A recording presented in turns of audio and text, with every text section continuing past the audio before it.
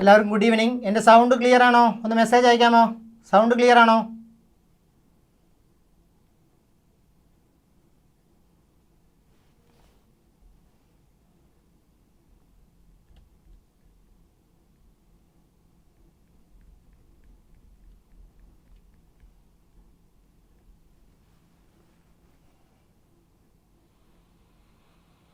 Okay, clear ആണല്ലോ അല്ലേ? അപ്പോൾ എല്ലാവർക്കും ഗുഡ് ഈവനിങ്. ഇന്ന് നമ്മൾ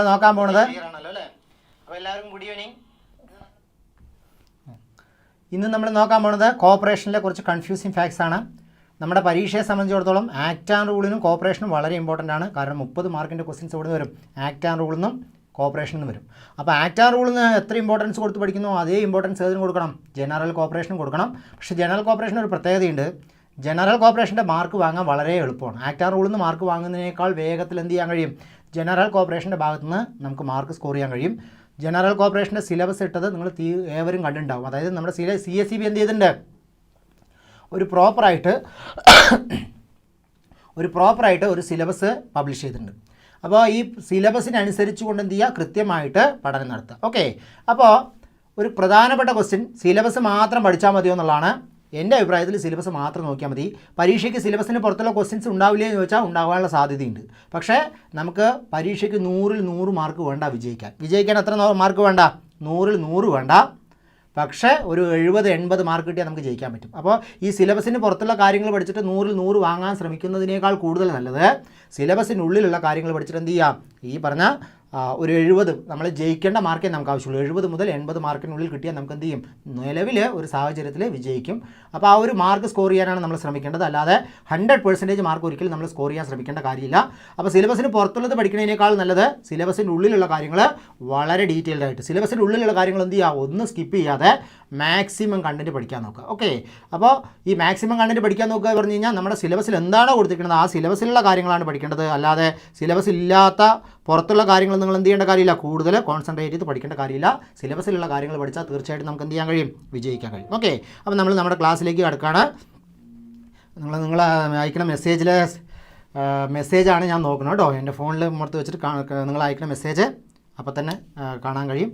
അപ്പോൾ അതുകൊണ്ടാണ് അത് നോക്കുന്നത്. പിന്നെ ഞാൻ ഇവിടെ ഒരു 1 മാൻ ഷോ ആണ്, എല്ലാ കാര്യങ്ങളും ഞാൻ തന്നെയാണ് ചെയ്യുന്നത്.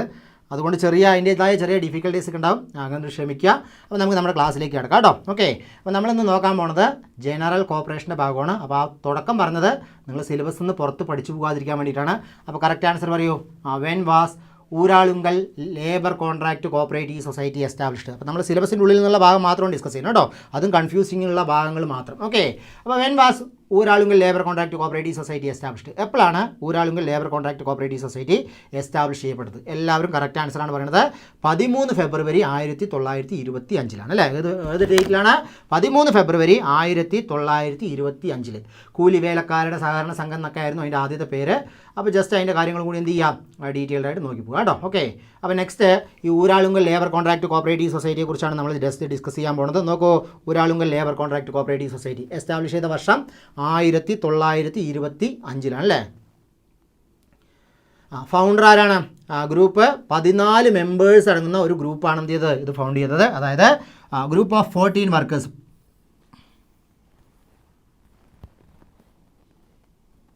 ഓക്കെ, അപ്പോൾ ഗ്രൂപ്പ് ഓഫ് 14 വർക്കേഴ്സ് ആണ് കേട്ടോ. അത്രയാണ് ഗ്രൂപ്പ് ഓഫ് 14 വർക്കേഴ്സ്, 14 മെമ്പേഴ്സ് അടങ്ങുന്ന ഗ്രൂപ്പാണ്.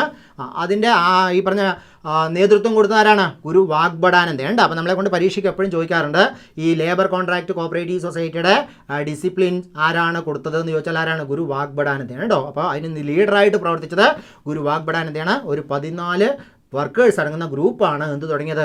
Uralungal labour contract cooperative society ആരംഭിച്ചത്. ഓക്കെ, വടകരയാണ് ആസ്ഥാനം, കോഴിക്കോട് വർക്കേഴ്സ് കോപ്പറേറ്റീവ് സൊസൈറ്റിയാണ്. ഇത് ഏത് ലെവലിലെ സൊസൈറ്റിയാണ്? പ്രൈമറി ആണോ, അപ്പെക്സ് ആണോ, സെൻട്രൽ ആണോ, ഏത് ലെവൽ സൊസൈറ്റിയാണ് പറയും? ഈ പറഞ്ഞ Uralungal labour contract cooperative society എന്ന് പറഞ്ഞാൽ ഏത് ലെവൽ സൊസൈറ്റിയാണ്? ഏത് ലെവൽ സൊസൈറ്റിയാണ് പറയൂ? Uralungal labour contract cooperative society ഏത് ലെവലാണ്? പ്രൈമറി ലെവലിലെ സൊസൈറ്റി അല്ലേ? ഇതിൻ്റെ ഏറ്റവും വലിയ പ്രത്യേകത ICAയിൽ ഇൻ്റർനാഷണൽ കോപ്പറേറ്റീവ് അലയൻസിൽ മെമ്പർഷിപ്പുള്ള ഒരു പ്രൈമറി കോപ്പറേറ്റീവ് സൊസൈറ്റിയാണെന്ത്? Uralungal labour contract cooperative society കേട്ടോ. അപ്പോൾ അതാണ് അതിൻ്റെ പ്രത്യേകത. ഈ പറഞ്ഞ പ്രൈമറി ലെവലിൽ മെമ്പർഷിപ്പുള്ള അതായത് ഒരു പ്രൈമറി കോപ്പറേറ്റീവ് സൊസൈറ്റിക്ക് ICയിൽ മെമ്പർഷിപ്പ് ഉണ്ടെങ്കിൽ അതാർക്കാണ്? ഊരാളുങ്കൽ ലേബർ കോൺട്രാക്ട് കോപ്പറേറ്റീവ് സൊസൈറ്റിക്കാണ്. ഇനി ലോകത്തിലെ എത്രാമത്തെ വലിയ കോപ്പറേറ്റീവ് സൊസൈറ്റിയാണ് Uralungal labour contract cooperative society? അതായത് ലോകത്തെ എത്രാമത്തെ വലിയ കോപ്പറേറ്റീവ് സൊസൈറ്റിയാണ് Uralungal labour contract cooperative society? എത്രാമത്തെയാണ്? രണ്ടാമത്തെയാണ് അല്ലേ. ഒന്നാമത്തെ കോപ്പറേറ്റീവ് സൊസൈറ്റിയാണ് ഒന്നാമത്തെ ഈ പറഞ്ഞ സ്പെയിനിലുള്ള കോർപ്പറേഷൻ മോൺഡ്രാഗൺ എന്നുള്ള കോപ്പറേറ്റീവ് സൊസൈറ്റിയാണ് ലോകത്തിലെ ഏറ്റവും വലിയ ലേബർ കോൺട്രാക്ട് കോപ്പറേറ്റീവ് സൊസൈറ്റി. അപ്പോൾ which is the world largest contract cooperative society? Labour contract cooperative society വെച്ചാൽ കോർപ്പറേഷൻ മോൺഡ്രാഗൺ ആണ് സ്പെയിന്. അത് കഴിഞ്ഞാൽ ഏഷ്യയിലെ ഏറ്റവും വലുതും ലോകത്തിലെ ഏറ്റവും രണ്ടാമത്തെയും ആണെന്ത്? ഈ പറഞ്ഞ Uralungal labour contract cooperative society. Okay, അപ്പോൾ ULCCSനെ കുറിച്ച് ഒരു ചെറിയ ധാരണ ഉണ്ടാക്കി വയ്ക്കുക. ലേബർ കോൺട്രാക്ട് കോപ്പറേറ്റീവ് സൊസൈറ്റി നമ്മുടെ സിലബസിലുണ്ട്. അപ്പോൾ ആ കാര്യങ്ങൾ എന്ത് ചെയ്യുക? കൃത്യമായിട്ട് കുറച്ചും കൂടി ഡീറ്റെയിൽഡ് ആയിട്ട് പഠിച്ചിട്ട് പോകുക കേട്ടോ. ഓക്കെ, നെക്സ്റ്റ് ലാഡർ കേട്ടോ. 2013 അതായത് which is the world second largest Asia's largest labour contract cooperative സൊസൈറ്റിയാണ് Uralungal labour contract cooperative society. What is the Kerala state land reforms and development cooperative society known as? അതിന് നമ്മൾ പറയുന്ന പേരാണെന്ത്? ലാഡർ. കോഴിക്കോട് ആസ്ഥാനമായിട്ട് ഇതേപോലെ ബിൽഡിങ്ങും ഫ്ലാറ്റും എല്ലാം കെട്ടി നമ്മൾ ഉണ്ടാക്കിയിട്ട് വിൽപ്പന നടത്തുന്ന ഒരു കോപ്പറേറ്റീവ് സൊസൈറ്റിയാണെന്ത്? ഈ പറഞ്ഞ ലാഡർ കേട്ടോ. അപ്പോൾ ലാഡറിനെ കുറിച്ച് പഠിച്ചിട്ട് പോവുക. ലാഡറിൻ്റെ വർക്ക്ഷോപ്പിലാണ് 2013 കേട്ടോ. Head quarters കാലിക്കട്ടാണ്. ഓക്കെ, അപ്പോൾ ലാഡറിൻ്റെ ഹെഡ് ക്വാർട്ടേഴ്സ് അവിടെ തന്നെയാണ്, കാലിക്കട്ട് തന്നെയാണ്. ഓക്കെ, അപ്പോൾ Uralungal labour contract cooperative society വടകരയിലും ലാഡർ കാലിക്കട്ടുമാണ്. ലാഡറിൻ്റെ ഫുൾ ഫോം കൂടി പഠിക്കുക. Kerala state land reforms and development cooperative society. Okay, ആ കാര്യം പ്രത്യേകം പഠിക്കുക കേട്ടോ. ഇനി നോക്കൂ, നെക്സ്റ്റ് നോക്കൂ. What is the name of the training institute functioning under labour fed? Labour ഫെഡിൻ്റെ കീഴിൽ പ്രവർത്തിക്കുന്ന ട്രെയിനിങ് ഇൻസ്റ്റിറ്റ്യൂട്ടിൻ്റെ പേരെന്താണെന്നാണ് കേട്ടോ. ലേബർ ഫെഡിൻ്റെ കീഴിൽ പ്രവർത്തിക്കുന്ന ട്രെയിനിങ് ഇൻസ്റ്റിറ്റ്യൂട്ടിൻ്റെ പേരെന്താണെന്നാണ് ചോദ്യം കേട്ടോ. പറയൂ, ലേബർ ഫെഡിൻ്റെ കീഴിൽ പ്രവർത്തിക്കുന്ന ട്രെയിനിങ് ഇൻസ്റ്റിറ്റ്യൂട്ടിൻ്റെ പേര് പറയൂ. ലാഡറിൻ്റെ മോട്ടോ ആണ് മൂവ് അപ്പ് കേട്ടോ. മൂവ് അപ്പ് എന്നുള്ളത് ഏതിൻ്റെ മോട്ടോ ആണ്? ലാഡറിൻ്റെ മോട്ടോ ആണ് മൂവ് അപ്പ് എന്നുള്ളത് കേട്ടോ. ഓക്കെ, എന്തിൻ്റെ മോട്ടോ ആണ് മൂവ് അപ്പ്? ലാഡറിൻ്റെ മോട്ടോ ആണ് മൂവ് അപ്പ്. ഓക്കെ, പറയൂ. What is the name of the training institute functioning under labour fed? Labour ഫെഡിൻ്റെ കീഴിൽ പ്രവർത്തിക്കുന്ന ട്രെയിനിങ് ഇൻസ്റ്റിറ്റ്യൂട്ടിൻ്റെ പേരെന്ത്? ITM അല്ല. ITM നമ്മുടെ ഏതാണ്? STC, പണ്ടത്തെ സ്റ്റാഫ് ട്രെയിനിങ് സെൻ്ററാണ് എന്തായി മാറിയത്? ITM ആയി മാറിയത്. ITM അല്ല. ഏതാണ് കറക്റ്റ് ആൻസർ? കറക്റ്റ് ആൻസർ ഏതാണ്? അല്ലല്ല കേട്ടോ. ലാഡർ അക്കാഡമി അല്ല. MVR ഇൻസ്റ്റിറ്റ്യൂട്ടാണ്. എന്താണ് പേര്? MVR ഇൻസ്റ്റിറ്റ്യൂട്ടാണ്. ജസ്റ്റ് നോക്കിയിട്ട് പോകണം. അവരുടെ വെബ്സൈറ്റിൽ തന്നെ കിടക്കുന്ന ഒരു കാര്യമാണ്. അപ്പോൾ ലേബർ കോൺട്രാക്ട് കോപ്പറേറ്റീവ് സൊസൈറ്റിയെ കുറിച്ച് പഠിച്ചിട്ട് പോകുമ്പോൾ അതിൻ്റെ എല്ലാ കാര്യങ്ങളും നമ്മൾ നോക്കിയിട്ട് പോകണം. അപ്പോൾ കറക്റ്റ് ആൻസർ എന്താണ്? MVR ട്രെയിനിങ് സെൻ്ററാണ്. എന്താണ്? MVR. Okay, correct answer B ആണ്. MVR ഇൻസ്റ്റിറ്റ്യൂട്ടാണ്. MVR ഇൻസ്റ്റിറ്റ്യൂട്ടാണ് ISCOയുടെ യഥാർത്ഥ പേര് കേട്ടോ. അപ്പോൾ ഇതിനെക്കുറിച്ചൊന്നും നമുക്ക് ജസ്റ്റ് നോക്കാം. അപ്പോൾ what is the name of the training institute under the labour fed കേട്ടോ. സ്ക്രീന് കാണുന്നുണ്ടല്ലോ അല്ലേ? സ്ക്രീന് ക്ലിയർ അല്ലേ? ഓക്കെ, അപ്പോൾ ലേബർ ഫെഡിൻ്റെ ട്രെയിനിങ് സെൻറ്റർ എന്താണ്? MVR ഇൻസ്റ്റിറ്റ്യൂട്ടാണ്. അതാണ് MVR ഇൻസ്റ്റിറ്റ്യൂട്ടാണ്. MVR institute. ഓക്കെ, നെക്സ്റ്റ് നോക്കൂ. Labour fed. What is the full form of labour fed? Labour ഫെഡിൻ്റെ ഫുൾ ഫോം എന്താണെന്നാണ് ചോദ്യം. ഒരു മിനിറ്റ് കേട്ടോ.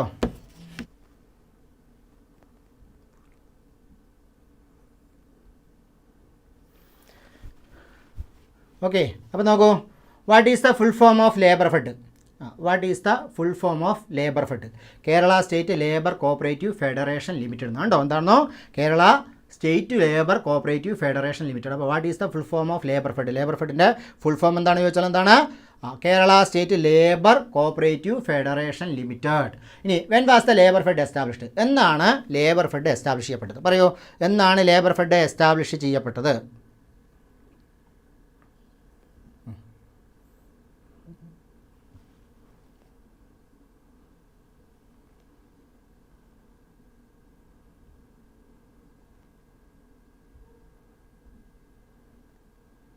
ക്ലിയർ ആണല്ലോ അല്ലേ?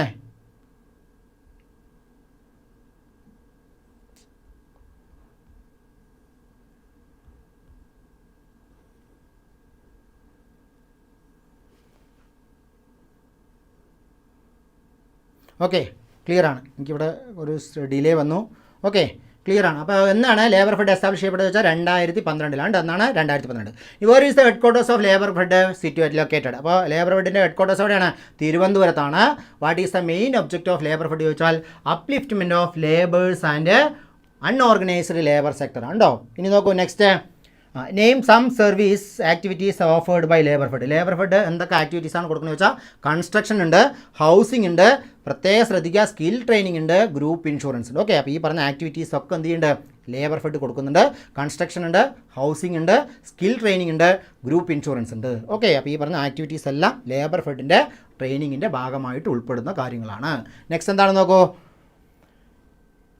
Name the training institute functioning under the labour fed. അതാണ് നമ്മളിപ്പോൾ പഠിച്ചത്. Name the training institute functioning under the labour fed. Labour ഫെഡിൻ്റെ കീഴിലുള്ള ട്രെയിനിങ് ഇൻസ്റ്റിറ്റ്യൂട്ട് അതാണ് ഇസ്കോയാണ്. ഇതാണ് ഇസ്കോ. Conduct skill development training programme for workers. എന്താണ്? Conduct skill development training programme for workers ആണ്. ഇസ്കോയുടെ ഫുൾ ഫോം എന്താണ്? MVR institute of skill and developmental studies in corporation എന്നാണ് കേട്ടോ. അതാണ് ഇസ്കോ എന്നുള്ളതിൻ്റെ ഫുൾ ഫോം. അപ്പോൾ ഇസ്കോ എന്നാണ് അതിൻ്റെ പേര്.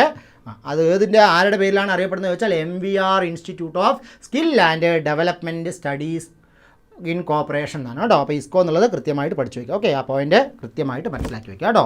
നെക്സ്റ്റ് എന്താണെന്ന് നോക്കൂ. Next, who are the members of labour fed. Labour ഫെഡിൽ മെമ്പേഴ്സ് സാധാരണയായിട്ട് ആരായിരിക്കും? Primary labour contract cooperative society ആയിരിക്കും. Name a welfare scheme of labour fed. Labour welfare ഫണ്ടും ഉണ്ട്, ഫ്രീ മെഡിക്കൽ ക്യാമ്പുകൾ കൊടുക്കാറുണ്ട്, ഇൻഷുറൻസ് സെറ്റപ്പ് ചെയ്യാറുണ്ട് കേട്ടോ. അതൊക്കെ ജസ്റ്റ് നോക്കി വെച്ചിട്ട് പോയാൽ മതി. Under which government department does labour fed functioning. Labour fed ആരുടെ കീഴിലാണ് പ്രവർത്തിക്കുന്നത്? ആരുടെ കീഴിലാണ് പ്രവർത്തിക്കുന്നത്? സ്റ്റേറ്റ് കോപ്പറേറ്റീവ് ഡിപ്പാർട്ട്മെൻറ്റിൻ്റെ, അതായത് നമ്മുടെ കോപ്പറേഷൻ ഡിപ്പാർട്ട്മെൻറ്റ് കീഴിലുള്ള ഒരു അപ്പെക്സ് കോപ്പറേറ്റീവ് സൊസൈറ്റിയാണ് എന്താ ലേബർ ഫെഡ്. അപ്പോൾ അല്ലാതെ ലേബർ ഡിപ്പാർട്ട്മെൻറ്റ് എന്നൊന്നും എഴുതി വെക്കരുത്.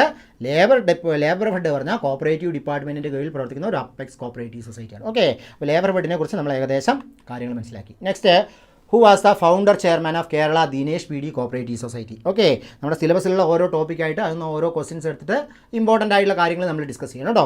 അപ്പോൾ who was the founder chairman of Kerala Dinesh PD cooperative society. Dinesh PD cooperative സൊസൈറ്റിയിലെ ഫൗണ്ടർ ചെയർമാൻ ആരാണെന്നാണ് കേട്ടോ. ഓക്കെ, ആരാണ് founder chairman of Dinesh PD cooperative society? ആരാണ്?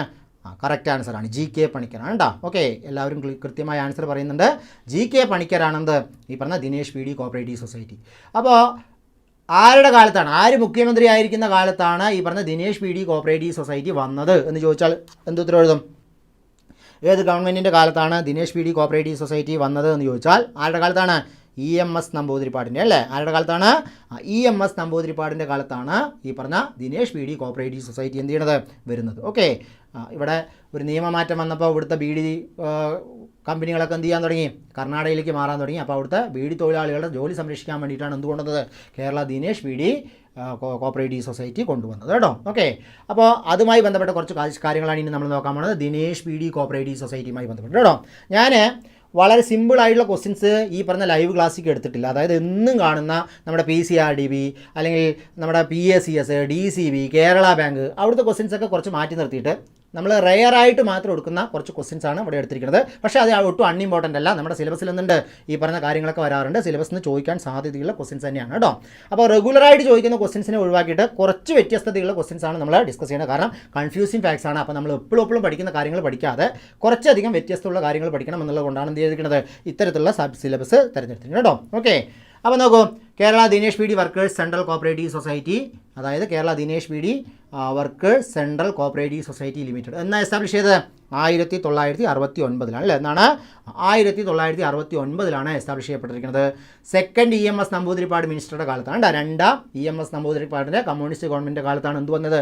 ഈ പറഞ്ഞ Kerala Dinesh PD workers cooperative society വന്നിരിക്കുന്നത്. ഹെഡ് ക്വാർട്ടേഴ്സ് എവിടെ തന്നെയാണ്? കണ്ണൂർ തന്നെയാണ്. Area of operation Kannur, Kasaragod, കോഴിക്കോടാണ്. ഇതിൻ്റെ ഇൻവെസ്റ്റ്മെൻറ്റ് 13.5 ലക്ഷം രൂപയായിരുന്നു. ഷെയർ ക്യാപിറ്റലും, അതായത് 13.5 ലക്ഷം രൂപ ഷെയർ ക്യാപിറ്റലായിട്ടും 7 ലക്ഷം രൂപ വർക്കിംഗ് ക്യാപിറ്റലായിട്ട് ഗവൺമെൻറ്റും കൊടുത്ത പൈസ വെച്ചിട്ടാണ് എന്ത് തുടങ്ങിയത്? ദിനേശ് PD കോപ്പറേറ്റീവ് സൊസൈറ്റി തുടങ്ങിയത്. അതിൻ്റെ ആദ്യത്തെ ചെയർമാനായിരുന്നു GK പണിക്കർ. IAS കാരനാണ്. Joint commissioner of industries department ആയിട്ട് 1996 വരെ സെർവ് ചെയ്ത ആളാണ് ആര്?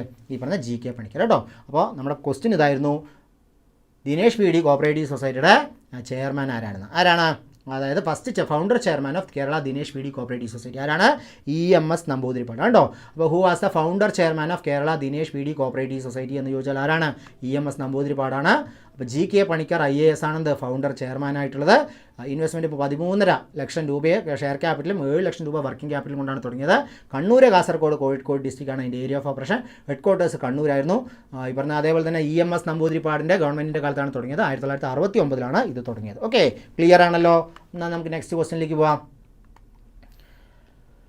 ഇനി ഇതിൻ്റെ കുറച്ച് ഫുഡ് പ്രോഡക്റ്റും കൂടി നോക്കണം കേട്ടോ. നെക്സ്റ്റ് ഫുഡ് പ്രോഡക്റ്റും കൂടി നോക്കണം. ഇവന് ദിനേഷ് ബീഡിക്ക് എന്തെല്ലാം പ്രോഡക്റ്റുകളാണുള്ളത് ചോദിച്ചാൽ ഫുഡ് പ്രോസസ്സിംഗ് ഉണ്ട്, എല്ലാം തന്നെയാണ് ദിനേഷ് ഫുഡ്സ് എന്നുള്ള പേരിലാണുള്ളത് കേട്ടോ. എന്താണ് ദിനേഷ് ഫുഡ്സ് എന്നുള്ള പേരിൽ ഫുഡ് പ്രോഡക്റ്റുകളുണ്ട്. അഗ്മാർക്ക് ദിനേഷ് സർട്ടിഫൈഡ് പ്രോഡക്റ്റുകളാണ്. അംബർല ഉണ്ട്, എന്താണ് Dinesh umbrella. IT and software division ഉണ്ട്, DITS ദിനേഷ് ഇൻഫർമേഷൻ ടെക്നോളജി സിസ്റ്റമാണ് കേട്ടോ. അവർ ഡെവലപ്പ് ചെയ്തിട്ടുള്ള സോഫ്റ്റ്വെയർ ആണ് അതൊക്കെ PACS wear, pax core, palms. Okay, ഈ 3 സോഫ്റ്റ്വെയർ പഠിച്ചു വയ്ക്കുക. അതൊക്കെയാണ് PACS wear, pax core, PAMS. ഈ 3 സോഫ്റ്റ്വെയറും ദിനേഷ് BD കോപ്പറേറ്റീവ് സൊസൈറ്റിയുടെ സോഫ്റ്റ്വെയർ ആണ് കേട്ടോ. ഓക്കെ, ഇതെല്ലാം ഒബ്ജക്റ്റീവ് ടൈപ്പ് ക്വസ്റ്റ്യൻസ് ആയ നമ്മുടെ ക്വസ്റ്റ്യൻസ് നീങ്ങില്ല എന്നുള്ളതുകൊണ്ടാണ് ഇതിനെ ടേബിളായിട്ട് അടിച്ചിരിക്കുന്നത്. ജസ്റ്റ് നോട്ട് ചെയ്ത് വെക്കുക കേട്ടോ. അപ്പോൾ ദിനേഷ് BDക്ക് ദിനേഷ് ഫുഡ്സ് ഉണ്ട്, അംബർല മാനുഫാക്ചറിങ് യൂണിറ്റ് ഉണ്ട്, IT സോഫ്റ്റ്വെയർ സൊല്യൂഷൻ ഉണ്ട്,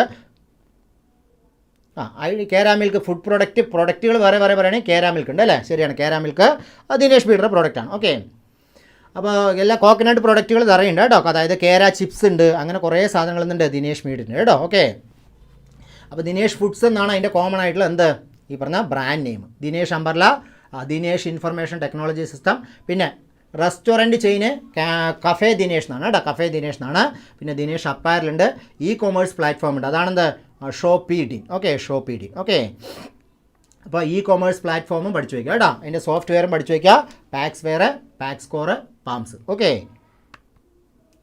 റിയൽ വെർജിൻ കോക്കനട്ട് ഓയിൽ പറഞ്ഞാൽ എല്ലാ കമ്പനികളുടെയും പേരും തന്നെ ആയിരിക്കും ഈ പറഞ്ഞ റിയൽ വെർജിൻ കോക്കനട്ട് ഓയിൽ എന്നായിരിക്കും കേട്ടോ. അങ്ങനെ ക്വസ്റ്റ്യൻ ചോദിക്കാനുള്ള സാധ്യത കുറവാണ്. കാരണം സാധാരണ പ്രൈവറ്റ് കമ്പനികൾ ഉൾപ്പെടെയുള്ള കാര്യങ്ങൾ എന്ത് ചെയ്യാറുണ്ട്, റിയൽ വെർജിൻ കോക്കനട്ട് ഓയിൽ എന്നുള്ള പേര് ഇടാറുണ്ട് കേട്ടോ. അപ്പോൾ അതിൽ ദിനേഷ് എന്നുള്ളതാണ് ദിനേഷ് ഫുഡ്സ് എന്നുള്ളതാണ് അതിൻ്റെ യഥാർത്ഥ നെയിമായിട്ട് വരുന്നത്. ഓക്കെ, ഇനി നോക്കൂ next. When was the Kerala state coir corporation established? പറയൂ, ഡേറ്റ് പറയൂ. കേരള കൊയ്യൂർ കോർപ്പറേഷൻ എസ്റ്റാബ്ലിഷ് ചെയ്യപ്പെട്ട വർഷം എന്നാണ്? കേരള കൊയ്യൂർ കോർപ്പറേഷൻ എസ്റ്റാബ്ലിഷ് ചെയ്യപ്പെട്ട വർഷം പറയൂ. ഇത് ശ്രദ്ധിച്ചുത്തരം എഴുതിയില്ലെങ്കിൽ മാർക്ക് പോവും. ശ്രദ്ധിച്ചുത്തരം എഴുതിയില്ലെങ്കിൽ മാർക്ക് പോവും. ഇവിടെ മോസ്റ്റ് ആൾക്കാരും പറഞ്ഞ ഉത്തരം കൊയ്യൂർ ഫെഡിൻ്റെ വർഷമാണ് പറഞ്ഞത് കേട്ടോ. തെറ്റി, D അല്ല കറക്റ്റ് ആൻസർ, C ആണ് കറക്റ്റ് ആൻസർ. ഓക്കെ, അപ്പോൾ ഇതൊരു കൺഫ്യൂസിങ് ക്വസ്റ്റ്യൻ തന്നെയാണ്. പെട്ടെന്ന് കയറി എന്താ എഴുതരുത്, D എഴുതരുത്. ഇവിടുത്തെ ക്വസ്റ്റ്യൻ എന്താണ്? Kerala state coir corporation establish എന്നാണ്, അതല്ലാതെ കൊയ്യൂർ ഫെഡ് അല്ല, കൊയ്യൂർ കോപ്പറേറ്റീവ് ഡെവലപ്മെൻറ്റ് ഫെഡറേഷൻ അല്ല ചോദിച്ചത്. ഏതാണ് ചോദിച്ചത്? കേരള സ്റ്റേറ്റ് കൊയ്യൂർ കോർപ്പറേഷനാണ് ചോദിച്ചത്. അത് വേറെയാണ്, കൊയ്യൂർ ഫെഡ് വേറെയാണ് കേട്ടോ. അപ്പോൾ കൊയ്യൂർ ഫെഡിൻ്റെ വർഷമാണ് എന്ത്? 27 ഒക്ടോബർ 1979 എന്നുള്ളതാണ് കൊയ്യൂർ ഫെഡിൻ്റെ വർഷമാണ്. 27 ഒക്ടോബർ 1979. നമ്മുടെ കൊയ്യൂർ കോർപ്പറേഷൻ്റെ വർഷോപ്പിലാണ് 19 ജൂലൈ 1969 കേട്ടോ. അപ്പോൾ കറക്റ്റ് ആൻസർ ഏതാണ്? C ആണ് കറക്റ്റ് ആൻസർ. ഓക്കെ, അപ്പോൾ അവിടെ കൺഫ്യൂഷൻ വേണ്ട. കേരള സ്റ്റേറ്റ് കൊയ്യൂർ കോർപ്പറേഷൻ വേറെയാണ്, കൊയ്യൂർ ഫെഡ് വേറെയാണ്. ഓക്കെ, അപ്പോൾ നമുക്ക് കൃത്യമായിട്ട് നോക്കാം. എന്താണ് നോക്കൂ. When was first coir factory establish in India? ഇന്ത്യയിലെ ആദ്യത്തെ കൊയ്യൂർ ഫാക്ടറി എസ്റ്റാബ്ലിഷ് ചെയ്യപ്പെട്ടത് 1859 ജെയിംസ് ടാരിയും ഹെൻറി സ്മൈലും തമ്മിലാണ് കേട്ടോ. ഓക്കെ, രണ്ടുപേരും കൂടി ചേർന്നിട്ടാണ് ആലപ്പുഴയിലാണ് ഇത് ആരംഭിക്കുന്നത്. ഓക്കെ, ഇതൊക്കെ ഒന്ന് ജസ്റ്റ് ഇതിൻ്റെ ബേസിക് ഒന്ന് പഠിച്ചിട്ട് പോവുക. അപ്പോൾ 1859 ജെയിംസ് ടാരിയും ഹെൻറി സ്മൈലും ചേർന്നിട്ടാണ് എന്ത് ചെയ്യുന്നത്? ഫസ്റ്റ് കൊയ്യൂർ ഫാക്ടറി ആരംഭിക്കുന്നത്. What is the name of the first coir factory? എന്താണ്? ഡാരാ സ്മെയിൽ ആൻഡ് കമ്പനി എന്നായിരുന്നു കേട്ടോ. ഡാരാ സ്മെയിൽ ആൻഡ് കമ്പനി എന്നായിരുന്നു. ഇനി 1945 ഈ കൊയ്യൂറിനെ കുറിച്ച് പഠിക്കാൻ വേണ്ടിയിട്ട് ഗവൺമെൻറ് ഒരു കമ്മിറ്റി അപ്പോയിൻറ്റ് ചെയ്തിട്ടുണ്ടായിരുന്നു. ആ കമ്മിറ്റിയുടെ പേരാണെന്ത്? KC കരുണാകരൻ കമ്മിറ്റി കേട്ടോ. ഏത് കമ്മിറ്റിയാണ്?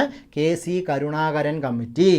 ഇനി which committee was constituted by Travancore government in 1949? Smith committee. Okay, അപ്പോൾ ഈ രണ്ട് കമ്മിറ്റിയും കൂടി പഠിച്ചു വയ്ക്കുക. ഇത് നമ്മുടെ യൂണിവേഴ്സിറ്റി ടെക്സ്റ്റിലുള്ള കമ്മിറ്റികളാണ്. അപ്പോൾ അതുകൊണ്ട് എന്ത് ചെയ്യാനുള്ള സാധ്യതയുണ്ട്? 889 അല്ല, 59 കറക്റ്റ് കേട്ടോ. മറ്റേത് തെറ്റാണ്, 889 അല്ല. ചില ബുക്കിൽ 854 കണ്ട്, 889 കണ്ട്, 59 കണ്ട്. ആക്ച്വൽ വർഷം 1859 ആണ്. ഇത് നമ്മുടെ കൊയ്യൂർ ഈ പറഞ്ഞ സ്റ്റേറ്റ് ഡെവലപ്മെൻറ്റ് കൊയ്യൂർ കോപ്പറേറ്റീവ് സൊസൈറ്റിയുടെ കേരള സ്റ്റേറ്റ് കൊയ്യൂർ കോർപ്പറേഷൻ്റെ വെബ്സൈറ്റിൽ കൃത്യമായിട്ട് ആ ഡേറ്റ് കൊടുത്തിട്ടുണ്ട്. ഓക്കെ, അപ്പോൾ 1859 കറക്റ്റ് വർഷം, 89 അല്ല കേട്ടോ. ഇത് വെബ്സൈറ്റിൽ ആധികാരികമായിട്ട് കൊടുത്തിട്ടുള്ള വർഷമാണ്. പിന്നെ ഒരു 1854 കാണുന്നുണ്ട്, പക്ഷേ 854 അല്ല കറക്റ്റ്, 859 തന്നെയാണ് കറക്റ്റ് ആയിട്ടുള്ള ആൻസർ കേട്ടോ. ഓക്കെ, അപ്പോൾ ഫസ്റ്റ് കൊയ്യൂർ ഫാക്ടറി എസ്റ്റാബ്ലിഷ് 1859. ഇനി when was the cooperative scheme launch? അതായത് വെൻ വാസ് കോപ്പറേറ്റീവ്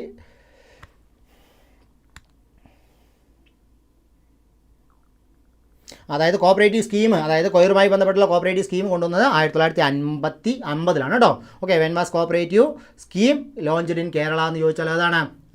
അതായത് 1950 കൊയറുമായി ബന്ധപ്പെട്ട കോപ്പറേറ്റീവ് സ്കീം കൊണ്ടുവന്നത് എപ്പോഴാണെന്ന് ചോദിച്ചാൽ 1950 ആ രണ്ട് കമ്മിറ്റിയെക്കുറിച്ചും കൂടി പഠിക്കുക. KC കരുണാകരൻ കമ്മിറ്റിയും സ്മിത്ത് കമ്മിറ്റിയും കേട്ടോ. ആ രണ്ട് കമ്മിറ്റിയും കൃത്യമായിട്ട് നോക്കുക. ഇനി കൊയർഫെഡിൻ്റെ വർഷമാണ് നമ്മൾ ഇപ്പോൾ ഇത്ര നേരം നിങ്ങൾ പറഞ്ഞത് 27/10/1979 കേട്ടോ. അപ്പോൾ കൊയർ കോർപ്പറേഷനും കൊയർഫെഡും തമ്മിൽ മാറിപ്പോകാതിരിക്കാൻ പ്രത്യേകം ശ്രദ്ധിക്കുക. സ്റ്റേറ്റ് കൊയർ കോർപ്പറേഷൻ വന്നത് 27 ഒക്ടോബർ 19 ജൂലൈ 1969 കൊയർ ഫെഡ് വന്നത് 27 ഒക്ടോബർ 1979 കേട്ടോ. അപ്പോൾ രണ്ടും തമ്മിൽ മാറിപ്പോകാതിരിക്കാൻ പ്രത്യേകം ശ്രദ്ധിക്കുക. അപ്പോൾ when was coir fed established? Coir fed എപ്പോഴാണ്? 1979 27/10/1979. ഇനി കൊയർ ഫെഡിൻ്റെ ആസ്ഥാനം എവിടെയാണ്? ആലപ്പുഴയാണ്. When was Kerala state coir corporation established? 1969 കേട്ടോ. 19 ജൂലൈ. ഓക്കെ, ആ പറഞ്ഞ രണ്ട് ഡേറ്റും കൃത്യമായിട്ട് പഠിച്ചു വയ്ക്കുക. ഓക്കെ, അപ്പോൾ ഇനി കൊയർ ബോർഡ് എന്താണ്? ഒരു സെൻട്രൽ ഗവൺമെൻറ് സ്ഥാപനമാണ്. അത് എസ്റ്റാബ്ലിഷ് ചെയ്ത വർഷം 1953 കേട്ടോ. കൊയർ ബോർഡ് വന്നത് എപ്പോഴാണ്? 1953. ഓക്കെ, അപ്പോൾ when was coir board established? Coir board എപ്പോഴാണ് എസ്റ്റാബ്ലിഷ് ചെയ്യപ്പെട്ടത് വെച്ചാൽ 1953 കൊയർ ബോർഡ് എസ്റ്റാബ്ലിഷ് ചെയ്യപ്പെട്ടത്. ഇനി വിച്ച് ഓർഗനൈസേഷൻ ലോഞ്ച് ചെയ്ത invest and relax scheme for investment by NRI? പറയൂ. വിച്ച് ഓർഗനൈസേഷൻ ലോഞ്ച് ചെയ്ത invest and relax scheme for investment by NRI? NRIസിനെ investment നടത്താൻ വേണ്ടിയിട്ട് ഇൻവെസ്റ്റ് ആൻഡ് റിലാക്സ് എന്നുള്ള സ്കീം ആരാണ് ലോഞ്ച് ചെയ്തിരിക്കുന്നത്? പറയൂ. ഇൻവെസ്റ്റ് ആൻഡ് റിലാക്സ് എന്നുള്ള സ്കീം ലോഞ്ച് ചെയ്തിരിക്കുന്നത് ആരാണ്? ഓക്കെ, ഇൻവെസ്റ്റ് ആൻഡ് റിലാക്സ് എന്നുള്ള സ്കീം ലോഞ്ച് ചെയ്തിരിക്കുന്നത് ആരാണ്? അത് ടൂർ ഫെഡിൻ്റെ സ്കീമാണ്. ആരുടെയാണ്? ടൂർ ഫെഡിനാണ്. ഓക്കെ, അപ്പോൾ ടൂർ ഫെഡാണ് ഇൻവെസ്റ്റ് ആൻഡ് റിലാക്സ് എന്നുള്ള NRIക്കാർക്ക് ഇൻവെസ്റ്റ് ചെയ്യാൻ വേണ്ടിയിട്ട് ടൂർ ഫെഡ് കൊണ്ടുവന്നിട്ടുള്ള സ്കീമാണെന്ത്? Invest and relax. ഓക്കെ, അപ്പോൾ കാര്യം പ്രത്യേകം ശ്രദ്ധിക്കുക കേട്ടോ. ടൂർ ഫെഡിൻ്റെ സ്കീമാണ്. അപ്പോൾ ടൂർ ഫെഡിനെ കുറിച്ച് നോക്കൂ. ഫുൾ നെയിം ടൂർ ഫെഡിൻ്റെ ഫുൾ ഫോം എന്താണ്? ടൂർ ഫെഡിൻ്റെ ഫുൾ ഫോമാണ് Kerala state cooperative tourism federation limited. അബ്രിവേഷനാണ് ടൂർ ഫെഡ്. ഇതൊക്കെ നിങ്ങൾക്ക് അറിയാവുന്നതുകൊണ്ടാണ് നമ്മൾ കുറച്ച് സ്പീഡിൽ പോകുന്നത് കേട്ടോ. ഓക്കെ, അപ്പോൾ Kerala state cooperative tourism federation limited, അതാണെന്ത്? Tour fed. അതിന് നമ്മൾ ടൂർ ഫെഡ് എന്ന് എന്ത് ചെയ്യാറുണ്ട്? ചുരുക്കി പറയാറുണ്ട്. ഒരു apex federation of tourism cooperative society under cooperative department. Tour ഫെഡും ഒക്കെ എന്താണ്? അപ്പെക്സ് സൊസൈറ്റിയാണ്. അത് കോഓപ്പറേറ്റീവ് ഡിപ്പാർട്ട്മെൻറ്റിൻ്റെ കീഴിൽ തന്നെയാണ് കേട്ടോ. എസ്റ്റാബ്ലിഷ് ചെയ്ത ഡേറ്റ് ചോദിച്ചാൽ 24 നവംബർ 2011. എപ്പോഴാണ്? 24 നവംബർ 2011 കേട്ടോ. ഓക്കെ,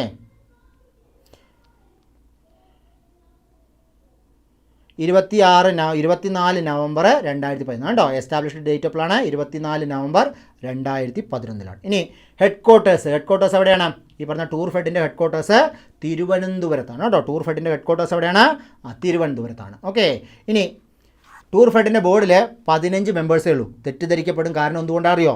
കാരണം നമ്മുടെ അപ്പെക്സ് സൊസൈറ്റികളിലൊക്കെ 21 മെമ്പേഴ്സ് നമ്മൾ പഠിച്ചിട്ടുണ്ടാവും. പക്ഷേ ടൂർ ഫെഡിൻ്റെ ബോർഡിൽ എത്രയേ ഉള്ളൂ? 15 മെമ്പേഴ്സേ ഉള്ളൂ. അതുകൊണ്ട് അത് പ്രത്യേകം ശ്രദ്ധിക്കണം കേട്ടോ. ടൂർ ഫെഡിൻ്റെ ബോർഡിൽ 15 മെമ്പേഴ്സേ ഉള്ളൂ. ആ കാര്യം പ്രത്യേകം ശ്രദ്ധിക്കുക. 10 എലക്റ്റഡ് ഫ്രം മെമ്പർ സൊസൈറ്റിയിൽ നിന്ന് 10 എലക്റ്റഡ് മെമ്പേഴ്സ്, 3 ഗവൺമെൻറ് നോമിനി, 1 രജിസ്ട്രാറുടെ റെപ്രസെൻറ്റേറ്റീവ്സ്, 1 മാനേജിംഗ് ഡയറക്ടർ. ഓക്കെ, അങ്ങനെ എത്രയേ ഉള്ളൂ? 15 മെമ്പേഴ്സേ ഉള്ളൂ. അപ്പോൾ ഈ ടൂർ ഫെഡിൻ്റെ ബോർഡ് ഓഫ് ഡയറക്ടേഴ്സിൻ്റെ എണ്ണം എത്രയാണ്? 15 മെമ്പേഴ്സാണ്. ഓതറൈസ് ഷെയർ ക്യാപിറ്റൽ ജസ്റ്റ് ഒന്ന് നോക്കി വെച്ചിട്ട് പോവുക. 22 കോടി രൂപയാണ്. ഇനി അവരുടെ പ്രധാനപ്പെട്ട സ്കീമുകൾ ടൂർ മോർ സേവ് മോർ, അതൊരു ടൂർ പാക്കേജാണ്. ടൂർ ഫെഡ് ഹൈജനിക് കഫേ ഉണ്ട്. ഫിലിം ടൂറിസം, അതായത് ഇതൊക്കെ ഏതുമായി ബന്ധപ്പെട്ടതാണ്? ടൂർ ഫെഡുമായി ബന്ധപ്പെട്ടതാണ് കേട്ടോ. അനന്തവിസ്മയം ഇൻ തിരുവനന്തപുരത്തെ അനന്തവിസ്മയം സ്കീം ഏതാണ്? ഈ പറഞ്ഞ ടൂർ ഫെഡുമായി ബന്ധപ്പെട്ട സ്കീമാണ് കേട്ടോ.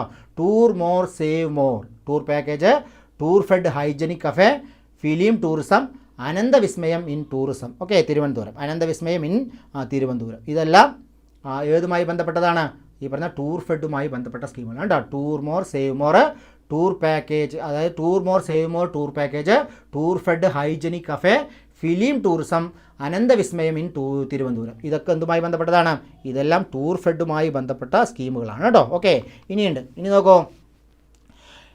ഹോസ്പിറ്റാലിറ്റി അക്കാഡമിയുമായി ബന്ധപ്പെട്ട് in house training institute for tour guide certification, hospitality management and skill development. അതിനെന്തുകൊണ്ട്? ഹോസ്പിറ്റാലിറ്റി അക്കാഡമിൻ്റെ കേട്ടോ. അതായത് ഈ പറഞ്ഞ ടൂർ ഗൈഡ് സർട്ടിഫിക്കേഷനും ഹോസ്പിറ്റാലിറ്റി മാനേജ്മെൻറ്റും സ്കിൽ ഡെവലപ്മെൻറ്റും പഠിപ്പിക്കാൻ വേണ്ടിയിട്ട് എന്തുണ്ട്? ഈ പറഞ്ഞ ഹോസ്പിറ്റാലിറ്റി അക്കാഡമി ഉണ്ട്. 1 ഡേ പാക്കേജ് ഉണ്ട്. 1 day wonder trips to various Kerala destination. One day പാക്കേജാണ് കേട്ടോ. 1 ഡേ വണ്ടർ എന്നാണ്. 1 ഡേ വണ്ടർ. ഓക്കെ, ഒരു ദിവസത്തെ ടൂർ പ്രോഗ്രാമാണെന്ത്? 1 ഡേ വണ്ടർ. ഇനി ഇൻവെസ്റ്റ് ആൻഡ് റിലാക്സ് ചെയ്യും, അതാണ് ഇപ്പോൾ നമ്മൾ പറഞ്ഞത് ടൂറിസം ഇൻവെസ്റ്റ്മെൻറ്റ് ബൈ NRI. NRIയുടെ ടൂറിസത്തിന് വേണ്ടിയിട്ട് എന്ത് ചെയ്തിട്ടുണ്ട്? Tourism investment by NRI, invest and relax. ഇനി ആലപ്പുഴയിൽ മാനേജ്മെൻറ്റ് സ്റ്റഡീസിന് വേണ്ടിയിട്ട് എന്തുണ്ട്? ഈ പറഞ്ഞ അക്കാഡമി ലൊക്കേഷൻസ് എവിടേക്കാണെന്ന് വെച്ചാൽ ഒന്ന് ആലപ്പുഴയിലുണ്ട് കേട്ടോ. Management studies, vocational training, tourism management education ഒക്കെ ഉണ്ട്. പിന്നെ ഒരു അക്കാഡമിക് ലൊക്കേഷൻ എവിടെയാണ്? കോഴിക്കോടാണ്. IT management soft skill training centre. Okay, അപ്പോൾ ഇതൊക്കെ ഏതുമായി ബന്ധപ്പെട്ടതാണ്? ടൂർ ഫെഡുമായി ബന്ധപ്പെട്ട കാര്യങ്ങളാണ് കേട്ടോ. അപ്പോൾ ടൂർ ഫെഡ് ജസ്റ്റ് ഒന്ന് നോക്കിയിട്ട് പോവുക. അപ്പോൾ ടൂർ ഫെഡ് പറഞ്ഞാൽ Kerala state cooperative tourism federation limited ആണ്. അബ്രിവേഷൻ ടൂർ ഫെഡ് എന്നാണ്. Apex federation of tourism cooperative society under Kerala cooperative department of cooperation ആണ്. എസ്റ്റാബ്ലിഷ്മെൻറ്റ് ഡേറ്റ് എപ്പോഴാണ്? 24 നവംബർ 2011 ആണ്. ഹെഡ് ക്വാർട്ടേഴ്സ് എവിടെയാണ്? തിരുവനന്തപുരത്താണ്. 15 മെമ്പേഴ്സ് കേട്ടോ. ബോർഡ് ഓഫ് ഡയറക്ടേഴ്സ് 10, അതായത് 15 ബോർഡ് ഓഫ് ഡയറക്ടേഴ്സ് ആണുള്ളത്. 10 ഇലക്ടഡ് മെമ്പേഴ്സും 3 ഗവൺമെൻറ് നോമിനിയും 1 രജിസ്ട്രാറും 1 മാനേജിംഗ് ഡയറക്ടറും. ഓക്കെ, ഇനി 22 ഈ പറഞ്ഞ കോടി രൂപയാണ് അതിൻ്റെ ഓതറൈസ്ഡ് ഷെയർ ക്യാപിറ്റൽ. പ്രധാനപ്പെട്ട പാക്കേജുകൾ ഏതൊക്കെയാണെന്ന് വെച്ചാൽ, അല്ലെങ്കിൽ എന്തൊക്കെയാണ് പ്രോഗ്രാം പദ്ധതികൾ എന്ന് ചോദിച്ചാൽ, അതായത് സിഗ്നേച്ചർ ഇനിഷ്യേറ്റീവ്സ് ചോദിച്ചാൽ tour more save more, tour package, tour fed hygienic cafe, film tourism, Ananthavismayam കേട്ടോ. ആ കാര്യം പ്രത്യേകം ശ്രദ്ധിക്കുക, അനന്തവിസ്മയം. പിന്നെയോ ഈ പറഞ്ഞ ഹോസ്പിറ്റാലിറ്റി അക്കാഡമി ഉണ്ട്, അതായത് in house training institute for tour guide certification, tour guide certification കൊടുക്കാനും ഹോസ്പിറ്റാലിറ്റി മാനേജ്മെൻറ്റ് ആൻഡ് സ്കിൽ ഡെവലപ്മെൻറ്റിന് വേണ്ടിയിട്ട് എന്തുണ്ട്? ഹോസ്പിറ്റാലിറ്റി അക്കാഡമി ഉണ്ട്. 1 ഡേ ടൂർ പാക്കേജ് ആണെന്ത്? 1 day wonder trips to various Kerala destination. Invest and relax scheme, പ്രത്യേകം ശ്രദ്ധിക്കുക, ഇൻവെസ്റ്റ് ആൻഡ് റിലാക്സ് സ്കീം. പിന്നെ ആലപ്പുഴയിലെ മാനേജ്മെൻറ്റ് സ്റ്റഡീസ് ഉണ്ട്.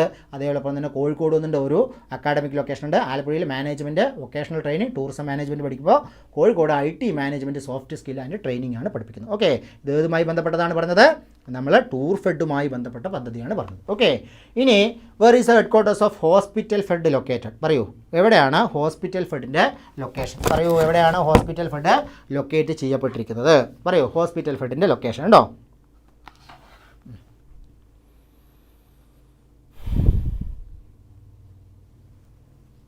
പറയോ.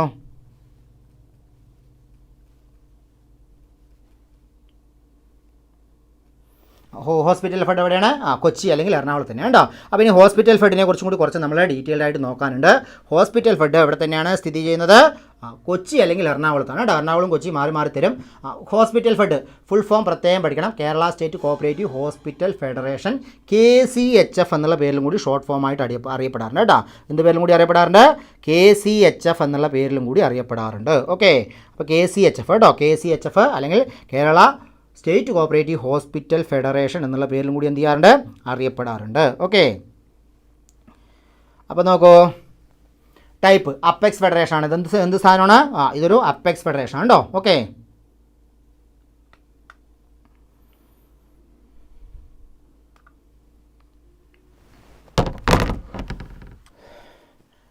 Kerala state cooperative hospital federation limited അതാണ്. ഹോസ്പിറ്റൽ ഫെഡ് KCHF ആണ്. ടൈപ്പ് എന്താണ്? Apex federation of cooperative hospital under Kerala department of cooperation ആണ്. അപ്പോൾ ഇതും ഡിപ്പാർട്ട്മെൻറ്റ് ഓഫ് കോപ്പറേഷൻ്റെ കീഴിൽ പ്രവർത്തിക്കുന്ന സ്ഥാപനം തന്നെയാണ്. എസ്റ്റാബ്ലിഷ് ചെയ്ത വർഷോപ്പിലാണ് 17/1/1999 ആണ്. ഒന്നാണ് 17/1/1999. ഡേറ്റ് ഓഫ് സ്റ്റാർട്ടിംഗ് എപ്പോഴാണ്? 27/2/1999 കേട്ടോ. അപ്പോൾ 2 ഡേറ്റ് ഒന്ന് ജസ്റ്റ് നോക്കി വയ്ക്കുക. എസ്റ്റാബ്ലിഷ് ചെയ്ത വർഷം 17/1/1999. ഡേറ്റ് ഓഫ് സ്റ്റാർട്ടിംഗ് എപ്പോഴാണ്? 27/2 ആണ് കേട്ടോ. 27/2. ഓക്കെ, ഡേറ്റ് ഓഫ് രജിസ്ട്രേഷൻ 17/1/1999 ആണ് കേട്ടോ. 27/1 അല്ല, അത് തെറ്റാണ്. 17/1/1999 തന്നെയാണ് അതിൻ്റെ കറക്റ്റ് ആൻസർ കേട്ടോ. ഡൗട്ടില്ല, 100% ഉറപ്പാണ്. നമ്മുടെ വെബ്സൈറ്റിൽ നിന്ന് എടുത്തിട്ടുള്ളതാണ്, അവരുടെ വെബ്സൈറ്റിൽ തന്നെ കിടക്കുന്ന കാര്യമാണ് കേട്ടോ. ഓക്കെ, റാങ്ക് ഫയലിൽ നിന്നായിരിക്കാനാണ് സാധ്യത. 17/1/1999, 1999, 27/2/1999 പ്രവർത്തനവും. ഡേറ്റ് ഓഫ് രജിസ്ട്രേഷൻ 17/1/1999 ആണ് കേട്ടോ. ഏതെങ്കിലും ബുക്കിൽ മാറി കണ്ടിട്ടുണ്ടെങ്കിൽ നിങ്ങൾ പഠിക്കേണ്ട വർഷം 17/1/1999 ആണ്. ഇതെല്ലാം എന്തുണ്ട്? അവരുടെ ഓഡിറ്റ് സർട്ടിഫിക്കറ്റിൽ നിന്ന് അപ്ഡേറ്റ് ചെയ്ത ഡീറ്റെയിൽസ് നമ്മുടെ വെബ്സൈറ്റിൽ ലഭ്യമാണ്. ആ വെബ്സൈറ്റിൽ നിന്ന് എടുത്തിട്ടുള്ള ഡാറ്റാസാണ്. അതുകൊണ്ട് ഇത് മിസ്റ്റേക്ക് ഉണ്ടാവില്ല. അതുകൊണ്ട് ഇത് പ്രത്യേകം പഠിക്കണം കേട്ടോ. ഓക്കെ, ഒരാളൊരു ഡൗട്ട് ചോദിച്ചിട്ടുണ്ട്. കോയിർ ബോർഡ് അല്ലേ? കോയിർ ബോർഡ് 1954. നമ്മളെത്ര പഠിച്ചത്? കോയിർ ബോർഡിൻ്റെ വർഷം ഞാൻ പറഞ്ഞത് എത്രയായിരുന്നു? കൊയ്ർ ബോർഡ് എസ്റ്റാബ്ലിഷ്ഡ് 1900. കൊയ്ർ ബോർഡിൻ്റെ ആക്റ്റാണ് 53 കേട്ടോ. അവിടെ ഒരു ജസ്റ്റ് മിസ്റ്റേക്ക് ഉണ്ട്. കൊയ്ർ ബോർഡിൻ്റെ ആക്റ്റാണ് 53. കൊയ്ർ ബോർഡ് വന്നത് എപ്പോഴാണ്? 1954 കേട്ടോ. എസ്റ്റാബ്ലിഷ് ചെയ്ത വർഷം 54. അപ്പോൾ ഞാൻ ഇവിടെ അടിച്ചതിൽ ഒരു ടൈപ്പിംഗ് മിസ്റ്റേക്ക് ഉണ്ട്, അതൊന്ന് തിരുത്തണം കേട്ടോ. 53 കൊയ്ർ ബോർഡിൻ്റെ ആക്ട് പാർലമെൻറ്റ് പാസ്സാക്കിയ വർഷം 53. കൊയ്ർ ബോർഡ് വന്നത് 54 കേട്ടോ. ക്ലിയർ ആയല്ലോ? അതായത് കൊയ്ർ ബോർഡിൻ്റെ ആക്ട്, അതായത് കൊയ്ർ ബോർഡ് ആക്ട് പാർലമെൻറ്റ് പാസ്സാക്കിയ വർഷമാണ് 53. കൊയ്ർ ബോർഡ് സെറ്റപ്പ് ചെയ്ത അല്ലെങ്കിൽ എസ്റ്റാബ്ലിഷ് ചെയ്ത വർഷം 1954 ആണ് കേട്ടോ. അപ്പോൾ ഇവിടെ ഒരു മിസ്റ്റേക്ക് ഉണ്ട്, ആരോ ഒരാൾ കമൻറ്റ് ചെയ്തിരിക്കുന്നു, വെരി ഗുഡ് കേട്ടോ. ഓക്കെ, അത് ഒരു മിസ്റ്റേക്കാണ്. അതായത് കൊയ്ർ ബോർഡ് എസ്റ്റാബ്ലിഷ് ചെയ്ത വർഷമല്ല, കൊയ്ർ ബോർഡിൻ്റെ ആക്ട് പാർലമെൻറ്റ് പാസ്സായ വർഷം 53. കൊയ്ർ ബോർഡ് വന്നത് 1954 കേട്ടോ. ഓക്കെ, അപ്പോൾ അതൊന്ന് മാറ്റി പഠിക്കണേ. ഞാൻ തിരുത്തിയിടുമ്പോൾ PDF ഇടുമ്പോൾ തിരുത്തിയിടാം കേട്ടോ. ഓക്കെ, നെക്സ്റ്റ് നോക്കൂ. Where is headquarters of hospital fed? Hospital ഫെഡിൻ്റെ നമ്മൾ പറഞ്ഞു കൊച്ചി അല്ലെങ്കിൽ എറണാകുളം ഉണ്ടോ. ഇനി ഹോസ്പിറ്റൽ ഫെഡ് KCHF പറഞ്ഞു. ഈ 2 ഡേറ്റും പ്രത്യേകം ശ്രദ്ധിക്കുക. എസ്റ്റാബ്ലിഷ് ചെയ്ത ഡേറ്റ് 17/1/1999, ഡേറ്റ് ഓഫ് സ്റ്റാർട്ടിങ് 27/2/1999 കേട്ടോ. ഓക്കെ, ഇനി എറണാകുളത്ത്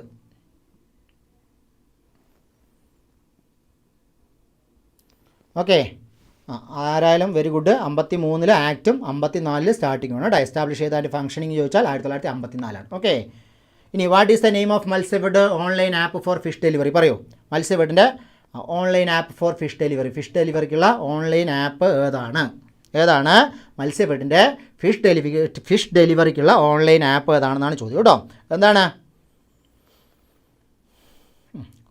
ഫിഷ് ഡെലിവറിക്കുള്ള ആപ്പ് ഏതാണെന്നാണ് ചോദ്യം കേട്ടോ. ഇതെല്ലാം മത്സ്യഫെഡിൻ്റെയാണ്. വ്യാസ സ്റ്റോർ, മത്സ്യ, ഫ്രഷ് മീൻ, അന്തിപ്പച്ച, അതൊക്കെ മത്സ്യഫെഡിൻ്റെയാണ്. ഏതാണ് പറയൂ?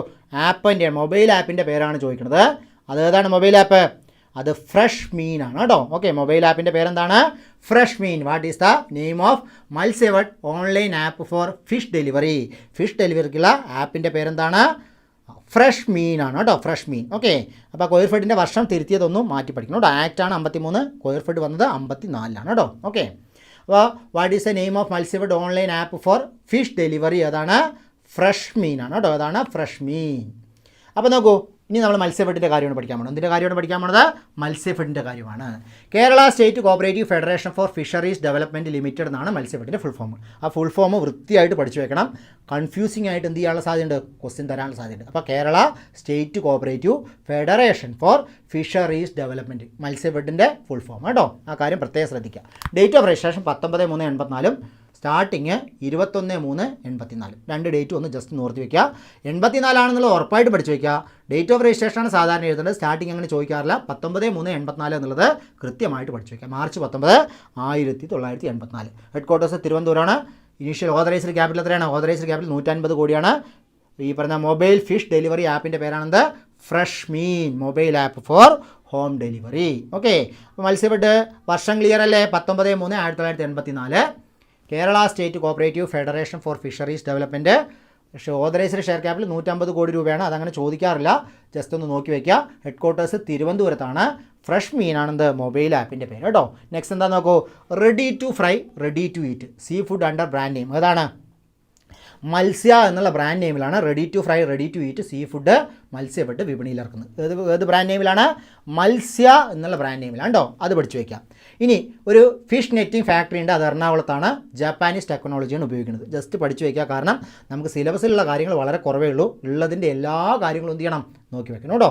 ഓക്കെ, അപ്പോൾ ready to fry, ready to eat seafood ആരുടെയാണ്? മത്സ്യ എന്നുള്ള ബ്രാൻഡ് നെയിമിൽ മത്സ്യഫെഡിൻ്റെയാണ്. എറണാകുളത്താണ് ജാപ്പാനീസ് ടെക്നോളജിയിൽ എന്ത്? ഫിഷിംഗ് നെറ്റ് ഫാക്ടറി പ്രവർത്തിക്കുന്നത്. ഫിഷിംഗ് നെറ്റ് ഫാക്ടറി എവിടെയാണ്? Ernakulam. Established in 1966 with Japanese technology. Okay, ഇനി sole distributor of Suzuki outboard motor in South India. Sole distributor of ഏതാണ്? Suzuki outboard motor in South India. OBM എന്നാണ് കേട്ടോ. അപ്പോൾ OBM എന്ന് ചോദിച്ചാൽ OBMൻ്റെ distributor ആരാണ് ചോദിച്ചാൽ ആരാണ്? ഈ പറഞ്ഞ മത്സ്യഫെഡാണ്. ചിലപ്പോൾ ഷോർട്ട് ഫോം ആയിട്ടാണ് ചോദിക്കുക. OBM എന്നുള്ള ഷോർട്ട് ഫോമിൽ ചോദിക്കാറുണ്ട്. എന്തായിട്ട് ചോദിക്കാറുണ്ട്? OBM മോട്ടർ ആരാണ് സപ്ലൈ ചെയ്യുന്നത് ചോദിച്ചാൽ മത്സ്യത്തൊഴിലാളികൾക്ക് സപ്ലൈ ചെയ്യുന്നത് ആരാണ്? ഈ പറഞ്ഞ മത്സ്യഫെഡാണ്. ഇനി അക്വാ ടൂറിസം സെൻറ്റേഴ്സ് ഉണ്ട്. ഞാറക്കൽ, മാലിപ്പുറം ആൻഡ് പാലിയേക്കര കേട്ടോ. ഇത്രയും സ്ഥലങ്ങൾ ജസ്റ്റ് പഠിച്ചു വയ്ക്കുക. അക്വാ ടൂറിസം സെൻറ്റർ ആരുമായി ബന്ധപ്പെട്ടതാണ്? സ്ഥലമൊന്നും പഠിച്ചില്ലെങ്കിലും അക്വാ ടൂറിസം സെൻറ്റർ ആരുമായി ബന്ധപ്പെട്ടതാണ്? മത്സ്യഫെഡുമായി ബന്ധപ്പെട്ടാണ് കേട്ടോ. ആ കാര്യം പ്രത്യേകം ശ്രദ്ധിക്കുക. ഇനി ചിറ്റിൻ ആൻഡ് ചിറ്റോസൻ പ്ലാന്റ് ആണ്. അതൊരു processing shrimp and crab shell, ഷിംപിൻ്റെയും ക്രാബ് ഷെല്ലും പ്രോസസ്സ് ചെയ്തിട്ട് ഫെർട്ടിലൈസർ ഉണ്ടാക്കുന്ന പ്രോഡക്റ്റാണെന്ത് ചിറ്റിൻ ആൻഡ് ചിറ്റോസൻ പ്ലാന്റ് കേട്ടോ. ഇത് രണ്ടും ആരുടെയാണ്? മത്സ്യബെഡിൻ്റെയാണ്. Okay, chitin and chitosan plant. പിന്നെ ഒരു കാര്യം കൂടി പഠിക്കണം, ഫിഷ് മാനുവർ പ്ലാന്റ്സ്. ഇത് അഴീക്കോടാണ് സ്ഥിതി ചെയ്യുന്നത്. പിന്നെ വെസ്റ്റ് ഹില്ല് തിരുവനന്തപുരത്തുണ്ട്, കോഴിക്കോടുണ്ട്. അഴീക്കോട് തൃശ്ശൂരും വെസ്റ്റ് ഹിൽ കോഴിക്കോട് കേട്ടോ. സ്ഥലങ്ങളൊക്കെ പഠിച്ചു വെക്കുന്നതിനേക്കാൾ ഇമ്പോർട്ടൻസ് ആണെന്ത്? ആ പേരുകൾ. ഇത് ആരുടെ പദ്ധതിയാണെന്ന് ചോദിച്ചാൽ നമുക്ക് എഴുതാൻ കഴിയും. ഓക്കെ, അപ്പോൾ മത്സ്യബെഡിൻ്റെ കുറച്ച് ഇമ്പോർട്ടൻ്റ് ആയിട്ടുള്ള പാർട്ടാണ് പഠിച്ചത്.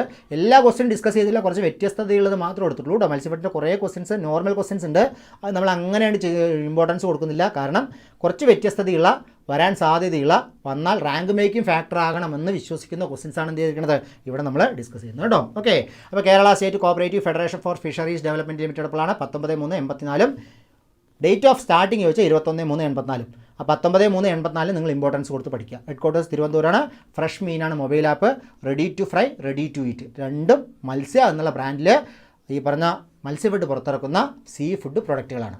ഇനി ഫിഷ് നെറ്റ് ഫാക്ടറിയുടെ എറണാകുളത്താണ്. OBM, അതായത് sole distributor of Suzuki outboard motor. Distribution ആരുടെയാണ് ചോദിച്ചാൽ അതും നമ്മൾ ഈ പറഞ്ഞ മത്സ്യഫുഡാണ്. പിന്നെ അക്വ ടൂറിസം സെൻ്റർ ഉണ്ട്, ഞാറക്കൽ, മാളിപ്പുറം, പിന്നെ പാലിയേക്കര. പിന്നെ ചിറ്റിൻ ചിറ്റോസൻ പ്ലാന്റുകളുണ്ട്. അതെന്താണ്? Process of shrimp and crab cell ഉപയോഗിച്ചിട്ട് അന്തിപ്പച്ച വൈകിട്ട് ഫ്രഷ് മീൻ കൊടുക്കുന്ന മൊബൈൽ ഔട്ട്ലെറ്റ് ആണ്. നമ്മൾ ഇത് കഴിഞ്ഞിട്ട് പഠിക്കാം. പ്രോസസ്സ് ഷിംപ് ക്രാബ് ഷെൽസ് ഫെർട്ടിലൈസറാണ്. പിന്നെ അഴീക്കോട് എന്തുണ്ട്? മാനുവർ പ്ലാന്റ്സ് ഉണ്ട് കേട്ടോ. കഴിഞ്ഞില്ല, മത്സ്യബെഡിൻ്റെ ഒരു കാര്യം കൂടിയുണ്ട്, വനിതാ ബസ് സർവീസ് ഉണ്ട്. വനിതാ ബസ് സർവീസ് ആരെന്നെയാണ്? മത്സ്യബെഡാണ്. പിന്നെ അന്തിപ്പച്ച എന്ന് പറഞ്ഞു കഴിഞ്ഞാൽ വണ്ടികളിൽ, അതായത് വണ്ടിയിലാക്കിയിട്ട് എന്ത് ചെയ്യണം? ഈ പറഞ്ഞ ഫ്രഷ് മീനുകൾ അതാത് സ്ഥലങ്ങളിൽ കൊണ്ട് വിൽപ്പന നടത്തുന്ന ഈ പറഞ്ഞ മൊബൈൽ യൂണിറ്റാണ് എന്ത്? അന്തിപ്പച്ച കേട്ടോ. മൊബൈൽ യൂണിറ്റിൻ്റെ പേരാണ് സെയിൽസ് ഔട്ട്ലെറ്റാണ്, റീറ്റെയിൽ സെയിൽസ് ഔട്ട്ലെറ്റാണ് കേട്ടോ. വണ്ടികളിൽ കൊണ്ടുപോയിട്ട് ഓരോ സ്ഥലത്തായിട്ട് വിൽപ്പന നടത്തുന്ന സെയിൽസ് ഔട്ട്ലെറ്റ് ആണെന്ത്? ഈ പറഞ്ഞ അന്തിപ്പച്ച. ഓക്കെ, അപ്പോൾ ഈ കാര്യങ്ങൾ പ്രത്യേകം ശ്രദ്ധിക്കുക. പിന്നെ വനിതാ ബസ് സർവീസ് കേട്ടോ. വനിതാ ബസ് സർവീസും ആരുമായി ബന്ധപ്പെട്ടതാണ്? ഈ പറഞ്ഞ മത്സ്യബെഡുമായി ബന്ധപ്പെട്ടാണ് കേട്ടോ. 8 എണ്ണം ഉള്ളത്. എണ്ണം ജസ്റ്റ് നോക്കി വെച്ചോളൂ. 8 എണ്ണമാണ്. 8 വനിതാ bus service for fishermen community transportation ആണ് കേട്ടോ. ഓക്കെ, അപ്പോൾ ഇത് പ്രത്യേകം ശ്രദ്ധിക്കുക, മത്സ്യബെഡുമായി ബന്ധപ്പെട്ട ക്വസ്റ്റ്യൻസ്. ഓക്കെ, നമ്മൾ ഓരോ ടോപ്പിക്കുകളായിട്ട് വ്യാസ സ്റ്റോർ പറഞ്ഞാൽ ഈ പറഞ്ഞ വള്ളം വലയൊക്കെ എന്ത് ചെയ്യണം? വിൽക്കാനുള്ള റീറ്റെയിൽ ഔട്ട്ലെറ്റ് ആണെന്ത്? വ്യാസ സ്റ്റോർ കേട്ടോ. ഓക്കെ, വ്യാസ സ്റ്റോർ. ഇതൊക്കെ ഞാൻ കോമൺ ക്വസ്റ്റ്യൻ ആണെന്നുള്ള രീതിയിലാണ് അതൊക്കെ ഒഴിവാക്കിയത്. കാരണം അതെപ്പോഴും എല്ലാ ബുക്കുകളിലും നമ്മൾ എന്ത് ചെയ്യാറുണ്ട്? കാണാറുണ്ട് കേട്ടോ. സെയിൽസ് ഔട്ട്ലെറ്റ് ആണ്. ഓക്കെ, മറ്റേത് ഫ്രഷ് മീൻ വിൽക്കാനുള്ള റീറ്റെയിൽ ഔട്ട്ലെറ്റ് ആണ് അന്തിപ്പച്ച. ഇത് നമ്മുടെ വള്ളം വല മോട്ടർ ഇതൊക്കെ വിൽക്കാനുള്ള ഔട്ട്ലെറ്റ് ആണ് Vyasa store. Okay, next, under the Kerala cooperative ഡെപ്റ്റ് relief scheme 2008, what is the maximum amount payable from the fund if a borrower dies during the loan period for within 6 months or after. അതായത് എന്താണ് ഈ Kerala cooperative ഡെപ്റ്റ് relief scheme 2008 പറഞ്ഞാൽ? നിങ്ങളെല്ലാവരും കേട്ടിട്ടുള്ള സ്കീമാണ്, വേറൊരു പേരിലായിരിക്കും ഇത് കേട്ടിട്ടുണ്ടാവുക. നമ്മുടെ സിലബസിലുള്ള വേറൊരു ടോപ്പിക്കാണ് കേട്ടോ. നെക്സ്റ്റ് ടോപ്പിക്ക് എത്തി. എന്താണ് പറയൂ? ഈ ആക്ച്വലി കേരള കോഓപ്പറേറ്റീവ് ഡെപ്റ്റ് റിലീഫ് സ്കീം 2008 എന്ന് പറഞ്ഞാൽ എന്താണ്? ആക്ച്വലി നമ്മൾ പഠിച്ചിട്ടുള്ള റിസ്ക് ഫണ്ട് സ്കീമിൻ്റെ പേരാണെന്ത്? കേരള കോഓപ്പറേറ്റീവ് ഡെപ്റ്റ് റിലീഫ് സ്കീം 2008. ഓക്കെ, അപ്പോൾ ഈ റിസ്ക് ഫണ്ട് സ്കീമിൻ്റെ മറ്റൊരു പേരാണ് കേരള കോഓപ്പറേറ്റീവ് ഡെപ്റ്റ് റിലീഫ് സ്കീം 2008. ഓക്കെ, അപ്പോൾ ഈ റിസ്ക് ഫണ്ട് എന്ന് പറഞ്ഞാൽ എന്താണ്? നമ്മൾ കുറച്ച് വ്യത്യസ്തതയുള്ള ക്വസ്റ്റ്യൻസ് എടുത്ത് ഡിസ്കസ് ചെയ്യണം കേട്ടോ. അതുകൊണ്ട് കാര്യങ്ങൾ ശ്രദ്ധിച്ച് മനസ്സിലാക്കുക. റിസ്ക് ഫണ്ട് എന്ന് പറഞ്ഞു കഴിഞ്ഞാൽ കോഓപ്പറേറ്റീവ് സൊസൈറ്റിയിൽ നിന്ന് ലോൺ എടുത്തിട്ട് ഒരാൾ മരണപ്പെടുകയോ അയാൾക്ക് ഗുരുതരമായ രോഗം ബാധിക്കുകയോ ചെയ്താൽ അയാളുടെ ലോൺ എമൗണ്ടിൻ്റെ ബാധ്യത ഈ Kerala cooperative development and welfare fund board നടപ്പാക്കുന്ന റിസ്ക് ഫണ്ട് പദ്ധതി പ്രകാരം തിരിച്ചടവ് ഉറപ്പാക്കുന്നതിനെയാണ് എന്ത് പറയുക? റിസ്ക് ഫണ്ട് സ്കീം എന്ന് പറയുക. അപ്പോൾ ഇവിടെ 2-3-4 കാര്യങ്ങൾ പഠിക്കാനുണ്ട്. ഒന്ന്, കോഓപ്പറേറ്റീവ് സൊസൈറ്റിയിൽ നിന്ന് ലോൺ എടുക്കുന്ന ഇൻഡിവിജ്വൽ മെമ്പേഴ്സിൻ്റെ ലോണാണ് എന്ത് ചെയ്യുക? റിസ്ക് ഫണ്ട് മുഖാന്തരം നമുക്ക് പരിരക്ഷ കിട്ടുക. ഓക്കെ, അപ്പോൾ ഒരു കോഓപ്പറേറ്റീവ് സൊസൈറ്റിയിൽ നിന്ന് ഒരാൾ ലോൺ എടുത്തു, അയാൾ മരണപ്പെട്ട ആൾക്ക് ബാധ്യതയില്ലല്ലോ. ആർക്കാണ് ബാധ്യത? അയാളുടെ ലീഗൽ ഹയേഴ്സിനാണ് ബാധ്യത അല്ലേ? അയാളുടെ പിന്തുടർച്ചക്കാർക്കാണ്, അല്ലെങ്കിൽ അയാളുടെ അവകാശികൾക്കാണ് ബാധ്യത. അവരെന്ത് ചെയ്യുക? ഈ പറഞ്ഞ ലോൺ ബാധ്യതയിൽ നിന്ന് ഒഴിവാക്കാൻ വേണ്ടിയിട്ട് കേരള ഗവൺമെൻറ് ആവിഷ്കരിച്ചിട്ടുള്ള ആര് മുഖാന്തരം? Kerala cooperative development and welfare fund board കേട്ടോ. ആരാണ് റിസ്ക് ഫണ്ട് നടപ്പാക്കണമെന്ന് ചോദിച്ചാൽ Kerala cooperative development and welfare fund ബോർഡിൻ്റെ പദ്ധതിയാണ്. അവർ നടപ്പാക്കുന്ന ഒരു സ്കീമാണ് റിസ്ക് ഫണ്ട് സ്കീം. ഏത് സെക്ഷനിലാണ് റിസ്ക് ഫണ്ടിനെ കുറിച്ച് മെൻഷൻ ചെയ്യണോ? പറയൂ, ഏത് സെക്ഷനിലാണ്? KCS ആക്ടിലെ ഏത് സെക്ഷനിലാണ് റിസ്ക് ഫണ്ടിനെ കുറിച്ച് മെൻഷൻ ചെയ്യുന്നത്? പറയൂ, ഏത് സെക്ഷനിലാണ് റിസ്ക് ഫണ്ടിനെ കുറിച്ച് നമ്മുടെ ആക്ടിൽ മെൻഷൻ ചെയ്യുന്നത്? പറയൂ.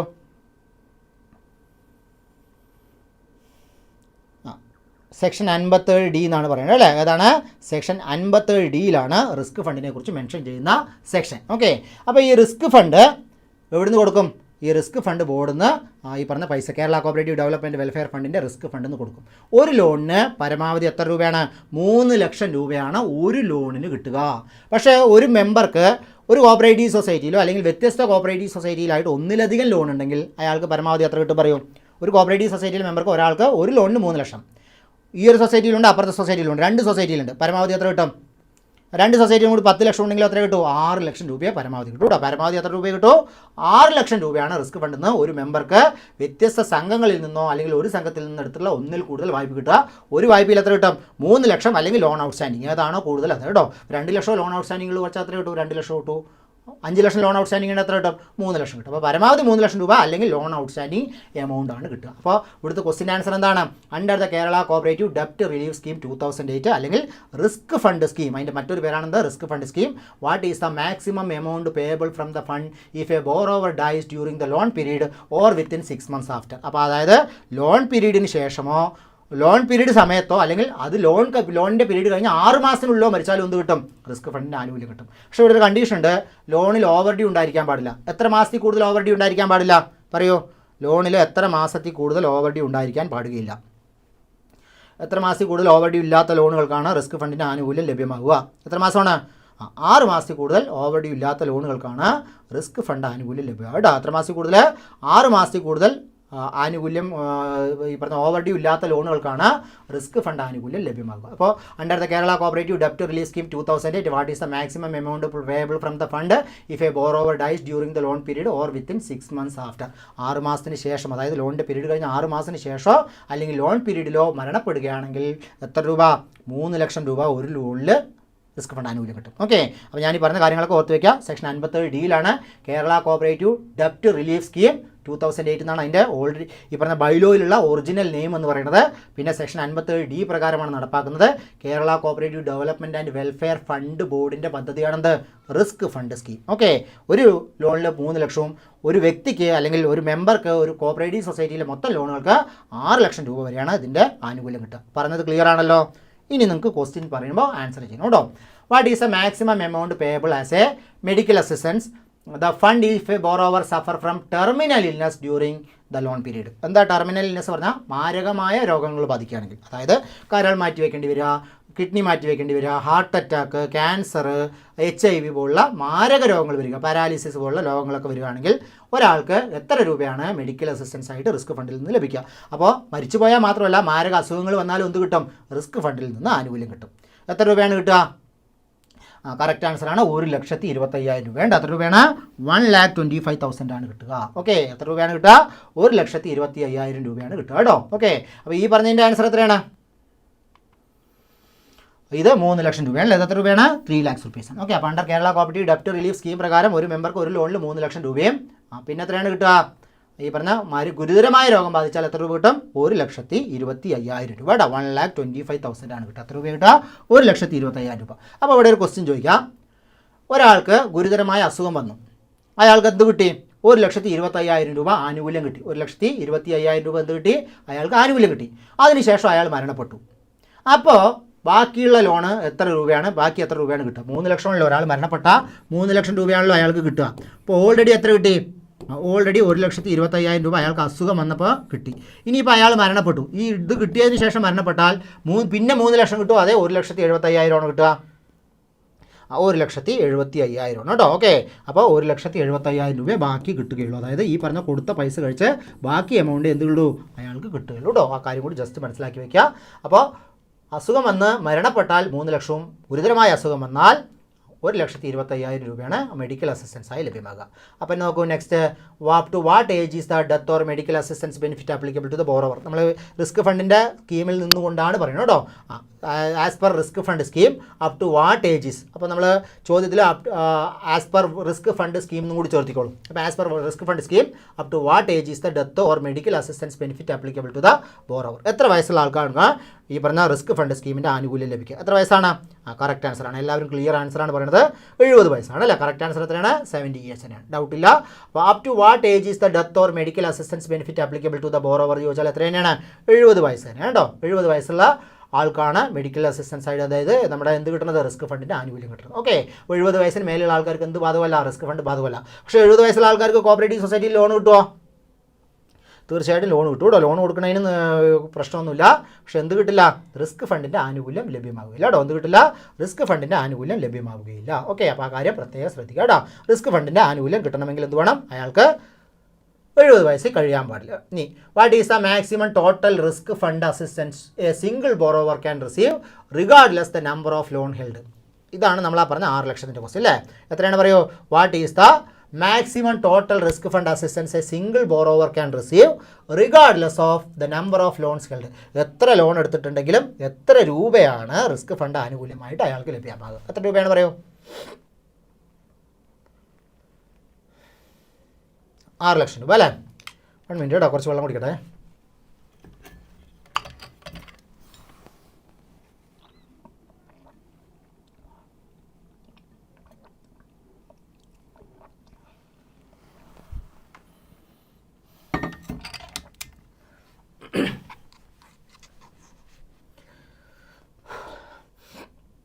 ഓക്കെ, അപ്പോൾ എത്ര രൂപയാണ് കിട്ടുക? 6 ലക്ഷം രൂപ അല്ലേ. ഡൗട്ട് ഇല്ലാത്ത ക്വസ്റ്റ്യൻസ് ആണ്. നെക്സ്റ്റ് നോക്കൂ, what is the minimum and maximum amount collected as A contribution per loan amount under the scheme? അതായത് എല്ലാം റിസ്ക് ഫണ്ടിൻ്റെ സ്കീമിൻ്റെ കോൺസെപ്റ്റിൽ നിന്നുകൊണ്ടാണ് നമ്മൾ പറയുന്നത് കേട്ടോ. അപ്പോൾ അണ്ടർ ദ സ്കീം പറഞ്ഞാൽ ഞാൻ റിസ്ക് ഫണ്ട് സ്കീമാണ് ഉദ്ദേശിക്കുന്നത്. ക്വസ്റ്റ്യനിൽ വളരെ പരീക്ഷയ്ക്ക് വളരെ ഡീറ്റെയിൽ ആയിട്ട് തരുന്നുണ്ടാവും. What is the minimum and maximum amount excluding GST collected as contribution per loan amount under the scheme? Risk fund scheme പ്രകാരം ഒരാൾക്ക് എത്ര രൂപയാണ് ആനുകൂല്യമായിട്ട് കിട്ടുക? പറയൂ. എത്ര രൂപയാണ് കോൺട്രിബ്യൂഷനായിട്ട് അടയ്ക്കേണ്ടത്? മിനിമം എത്ര രൂപ, മാക്സിമം എത്ര രൂപ? മിനിമം 100 രൂപയും മാക്സിമം 2000 രൂപയാണ്. ഇനി പേഴ്സൻറ്റേജ് പറയുകയാണെങ്കിലോ, അല്ലെങ്കിൽ പൈസ പറയുകയാണെങ്കിൽ എത്രയാണ്? 0.70% ആണല്ലേ. അതായത് 100 രൂപയ്ക്ക് 70 പൈസ. പരമാവധി മിനിമം 100 രൂപ, മാക്സിമം 2000 രൂപയാണ് അടയ്ക്കേണ്ടത് കേട്ടോ. ഓക്കെ, അപ്പോൾ 0.70 ആണ് പേഴ്സൻറ്റേജ് ആയിട്ട് അടയ്ക്കുമ്പോൾ അടയ്ക്കേണ്ടത് എത്രയാണ്? 0.70. ഓക്കെ, അപ്പോൾ 0.70% മിനിമം 100 രൂപ, മാക്സിമം 2000 രൂപ. ഇതാണ് റിസ്ക് ഫണ്ട് കിട്ടാൻ വേണ്ടിയിട്ട്, റിസ്ക് ഫണ്ടിൻ്റെ ബെനിഫിറ്റ് കിട്ടാൻ വേണ്ടിയിട്ട് ഒരാൾ ലോൺ എമൗണ്ടിൽ നിന്ന് പിടിച്ചടക്കേണ്ട തുക. ലോൺ എമൗണ്ടിൻ്റെ 0.70% അല്ലെങ്കിൽ മിനിമം 100 രൂപയോ മാക്സിമം എത്ര രൂപ? 2000 രൂപയോ അടയ്ക്കണം കേട്ടോ. അപ്പോൾ ഈ പറഞ്ഞ റിസ്ക് ഫണ്ടിനെ നമ്മൾ എന്ത് ചെയ്യണം, ഒന്ന് ഓവറാൾ നോക്കുകയാണ്. എന്താണ് അതിൻ്റെ purpose? To provide financial relief to cooperative loan borrower who dies or suffer from terminal illness during or soon after the loan period. ലോണിൻ്റെ കാലാവധി അവസാനിച്ച 6 മാസത്തിനുള്ളിലോ അല്ലെങ്കിൽ ലോണിൻ്റെ പീരീഡിലോ അയാൾക്ക് ഗുരുതരമായ രോഗം ബാധിക്കുകയോ മരണപ്പെടുകയോ ചെയ്യുകയാണെങ്കിൽ അയാൾക്ക് ഈ പറഞ്ഞ റിലീഫ് കിട്ടാനുള്ള ഒരു സ്കീമാണെന്ത്? Risk fund scheme 2008. All agriculture and non agriculture loans excluding gold loan and deposit loan from cooperative society or banks are covered under ഈ പറഞ്ഞ റിസ്ക് ഫണ്ട് സ്കീം. അപ്പോൾ റിസ്ക് ഫണ്ട് സ്കീമിൽ ഏതൊക്കെ ലോൺ പെടില്ല? റിസ്ക് ഫണ്ട് സ്കീമിൽ ഏതൊക്കെ ലോണാണ് പെടാത്തത് കേട്ടോ? ഏതൊക്കെ ലോണുകളാണ് റിസ്ക് ഫണ്ട് സ്കീമിൻ്റെ ആനുകൂല്യത്തിൽ വരാത്തത്? ഏതൊക്കെ ലോണുകളാണ് പറയൂ? ഗോൾഡ് ലോണും വരില്ല, ഡെപ്പോസിറ്റ് ലോണും വരില്ല. ഏതൊക്കെ വരില്ല? ഗോൾഡ് ലോണും വരില്ല, ഡെപ്പോസിറ്റ് ലോണും വരില്ല. ഓക്കെ, അപ്പോൾ all agricultural and non agriculture loan excluding gold loan and deposit loan from cooperative society or bank. അപ്പോൾ കോപ്പറേറ്റീവ് സൊസൈറ്റി അല്ലെങ്കിൽ ബാങ്കിൽ നിന്നുള്ള എല്ലാ ഗോൾഡ് ലോണും ഡെപ്പോസിറ്റ് ലോണും ഒഴികെയുള്ള മറ്റ് അഗ്രികൾച്ചറൽ നോൺ അഗ്രികൾച്ചർ ലോണുകളാണ് എന്തിൻ്റെ പരിധിയിൽ വരിക?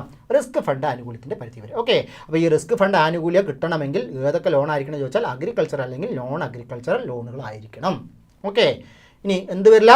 ഗോൾഡ് ലോണും ഡെപ്പോസിറ്റ് ലോണും വരില്ല. ഇനി if a borrower dies during the loan period or within 6 months or within 6 months after up to 3 lakhs or the actual outstanding loan amount whichever is less is paid from the refund. നമ്മൾ already പറഞ്ഞ തന്നെ loan പീരീഡിലോ അതിന് ശേഷം മരണപ്പെടുകയാണെങ്കിൽ പരമാവധി എത്ര രൂപ? ഒരു ലോണിൽ 3 ലക്ഷം രൂപ, ഒരു മെമ്പർക്ക് വ്യത്യസ്ത ലോണുകളിൽ നിന്നായി 6 ലക്ഷം രൂപ വരെ കിട്ടും. ഓക്കെ, അപ്പോൾ ഗോൾഡ് ലോൺ ഡെപ്പോസിറ്റ് ലോണും വരില്ല. ആ കാര്യം പ്രത്യേകം ശ്രദ്ധിക്കുക. ഇനി only the diseased borrower proportional share of the loan is covered. അതായത് 4 പേര് ചേർന്നെടുത്ത ഒരു SHGയോ JLGയോ കുടുംബശ്രീ ലോണൊക്കെ ആണെങ്കിൽ അതിൽ ഒരാൾ മരണപ്പെട്ടാൽ അയാളുടെ പ്രൊപ്പോർഷൻ എത്രയാണോ ആ പൈസ എന്ത് കിട്ടുള്ളൂ? റിസ്ക് ഫണ്ടിൻ്റെ ആനുകൂല്യമായിട്ട് ലഭ്യമാകുകയുള്ളൂ. ഓക്കെ, പറഞ്ഞത് ക്ലിയർ ആണല്ലോ? ഒരാൾ 4 പേര് ചേർന്ന് ലോൺ എടുത്താൽ പ്രൊപ്പോർഷണൽ ഷെയർ മാത്രമേ ലഭിക്കുകയുള്ളൂ. ഇനി ടെർമിനൽ ഇൽനസ്. എന്താ ടെർമിനൽ ഇൽനസ് പറഞ്ഞാൽ? ഗുരുതരമായ രോഗം ബാധിച്ചാൽ 1,25,000 രൂപ കിട്ടും, regardless the number of loans എത്ര ലോൺ എടുത്തിട്ടുണ്ടെങ്കിൽ 1,25,000 കേട്ടോ. If the borrower later dies this amount is deducted from the death benefit. നമ്മൾ നേരത്തെ പറഞ്ഞ പോലെ പിന്നീട് മരിച്ചു പോയാൽ ഈ 1,25,000 കഴിഞ്ഞുള്ള എമൗണ്ടേ കൊടുക്കുള്ളൂ. ഇനി no benefit if loan principal repayment is arrear for more than 6 months on the date of death if the death occurs after 6 months of the loan period. അപ്പോൾ no benefit if loan principal repayment is in arrear. അപ്പോൾ ഒരു ബെനിഫിറ്റും കൊടുക്കില്ല. എന്താണ് ഈ പറഞ്ഞ loan principal repayment arrear ആണെങ്കിൽ ഒരു ബെനിഫിറ്റും കൊടുക്കില്ല ഫോർ മോർ ദാൻ 6 months. എത്ര മാസത്തിൽ കൂടുതൽ? 6 മാസത്തിൽ കൂടുതൽ ലോൺ അരിയർ ആണെങ്കിൽ ഒരു ബെനിഫിറ്റും കൊടുക്കില്ല. If death occurs after 6 months of the loan period. Okay, അതായത് if death occurs after 6 months of the loan period, അല്ലെങ്കിൽ 6 മാസത്തിന് ശേഷമാണ് മരിക്കുന്നത് എങ്കിലും എന്ത് കിട്ടില്ല? ലോണിൻ്റെ പീരീഡ് കഴിഞ്ഞ് 6 മാസത്തിന് ശേഷമാണ് മരിക്കുന്നതെങ്കിലും ഈ പറഞ്ഞ ആനുകൂല്യം കിട്ടില്ല. പറഞ്ഞത് എത്രയേ ഉള്ളൂ? ലോൺ എടുത്ത് 6 മാസം കൂടുതൽ ഓവർ ഡ്യൂ ആകാൻ പാടില്ല. ലോൺ പീരീഡ് കഴിഞ്ഞിട്ട് ബാക്കി നിൽക്കുന്നുണ്ട്, പൈസ ബാക്കി നിൽക്കുന്നുണ്ടെങ്കിൽ അയാൾ 6 മാസത്തിനുള്ളിൽ മരിച്ചാൽ എന്ത് കിട്ടും? ഈ പറഞ്ഞ ആനുകൂല്യം കിട്ടും. 6 മാസത്തിന് ശേഷമാണ് അയാൾ മരിക്കുന്നതെങ്കിൽ ആനുകൂല്യം കിട്ടുകയില്ല. ഓക്കെ, പറഞ്ഞത് ക്ലിയർ ആണല്ലോ. ഇനി benefit apply only if the borrower was less than 70 years old. നമ്മൾ നേരത്തെ പറഞ്ഞ കാര്യം തന്നെയാണ്. 70 വയസ്സ് താഴെയുള്ള ആൾക്ക് മാത്രമേ എന്ത് കിട്ടൂ? റിസ്ക് ഫണ്ട് ആനുകൂല്യം കിട്ടൂ. എല്ലാ സൊസൈറ്റിയിൽ നിന്നോ അല്ലെങ്കിൽ ഒരു സൊസൈറ്റിയിൽ നിന്ന് എടുത്തിട്ടുള്ള മൾട്ടിപ്പിൾ ലോണുകൾക്കോ അല്ലെങ്കിൽ മൾട്ടിപ്പിൾ കോപ്പറേറ്റീവ് സൊസൈറ്റിയിൽ നിന്ന് എടുത്തിട്ടുള്ള ലോണുകൾക്ക് എല്ലാം കൂടി എത്ര രൂപ? 6 ലക്ഷം രൂപ മാത്രമേ ആനുകൂല്യം കിട്ടുകയുള്ളൂ. മാക്സിമം 3 ലക്ഷമാണ് ഒരു ഇൻഡിവിജ്വലിന് ഒരു ലോണിൽ, ഡെപ്പർ ലോണിൽ. ഇനി 11/10/2022 മുതൽ 0.70% ആണ് വിഹിതമായിട്ട് അടയ്ക്കേണ്ടത്. മിനിമം 100 രൂപ, മാക്സിമം 2000 രൂപ. പറഞ്ഞത് ക്ലിയർ ആണെന്ന് വിചാരിക്കുന്നു. ഇനി നെക്സ്റ്റ് നോക്കൂ. What type of loan are excluded from Kerala cooperative ഡെപ്റ്റ് റിലീഫ് സ്കീം 2008? നമ്മളിപ്പോൾ പറഞ്ഞതാണ്. ഏതൊക്കെ ലോണുകൾ ഈ പറഞ്ഞ റിസ്ക് ഫണ്ട് ആനുകൂല്യം ലഭ്യമാവുകയില്ല? ഏതൊക്കെ ലോണുകളാണ് റിസ്ക് ഫണ്ട് ആനുകൂല്യം ലഭ്യമാകാത്തത്? പറയൂ. ഗോൾഡ് ലോണും ഡെപ്പോസിറ്റ് ലോണും ഒഴികെയുള്ള മറ്റ് ലോണുകൾക്കാണ് എന്ത് കിട്ടുക? റിസ്ക് ഫണ്ട് ആനുകൂല്യം കിട്ടുക അല്ലേ? ഏതൊക്കെയാണ്? ഗോൾഡ് ലോണും ഈ പറഞ്ഞ ഡെപ്പോസിറ്റ് ലോണിന് കിട്ടില്ല, ബാക്കിയുള്ള ലോണുകൾക്കാണ്. Which of the following best describe procrastination? നിങ്ങൾ പുതിയ സിലബസിൽ ഇതെങ്ങനെ ഒരു വേർഡ് കണ്ടിട്ടുണ്ടാവും. ഇനി ആ സിലബസിൻ്റെ കാര്യം പറയുകയാണെങ്കിൽ കേട്ടോ, മാനേജ്മെൻറ്റ് ഓഫ് കോപ്പറേറ്റീവ് സൊസൈറ്റി എന്ന് പറഞ്ഞൊരു സിലബസ് ഇല്ലേ? ആ സിലബസ്, എനിക്ക് സിലബസിലുള്ള ബുക്കുകളെല്ലാം കിട്ടി. പക്ഷേ ആ സിലബസിൽ നമുക്ക് ഒബ്ജക്റ്റീവ് ടൈപ്പ് ക്വസ്റ്റ്യൻസ് ചോദിക്കാൻ കഴിയുന്ന ക്വസ്റ്റിൻ്റെ എണ്ണം വളരെ കുറവാണ്. അപ്പോൾ നിങ്ങൾ ആ കാര്യത്തെ ആലോചിച്ച് കൂടുതൽ ടെൻഷൻ അടിക്കേണ്ട കാര്യമില്ല. അത് ആ ഒരു സിലബസ് തന്നിട്ടുണ്ടല്ലോ പുതുതായിട്ടൊരു സിലബസ്, ഈ പറഞ്ഞ ലീഡർഷിപ്പ്, ക്വാളിറ്റി എന്നൊക്കെ പറഞ്ഞ കുറേ ടോപ്പിക്ക് തന്നിട്ടുണ്ടല്ലോ. അതിൽ ക്വസ്റ്റ്യൻസ്, അതായത് നമുക്ക് ഒബ്ജക്റ്റീവ് ടൈപ്പ് ക്വസ്റ്റ്യൻസ് ആയിട്ട് ചോദിക്കാൻ കഴിയുന്ന ക്വസ്റ്റിൻ്റെ എണ്ണം കുറവാണ്. അത് പിന്നെ ഓൾറെഡി നമ്മൾ മാനേജ്മെൻറ്റ് ഓഫ് കോപ്പറേറ്റീവ് സൊസൈറ്റി എന്ന് പറഞ്ഞാൽ അത് നമ്മുടെ ജനറൽ ബോഡി കാലിക്കറ്റ് യൂണിവേഴ്സിറ്റിയുടെ ബുക്കിലുണ്ട് കേട്ടോ. കാലിക്കറ്റ് യൂണിവേഴ്സിറ്റിയുടെ ഡിസ്റ്റൻസ് എഡ്യൂക്കേഷൻ ബുക്കിൽ ഈ പറഞ്ഞ സാധനമുണ്ട്.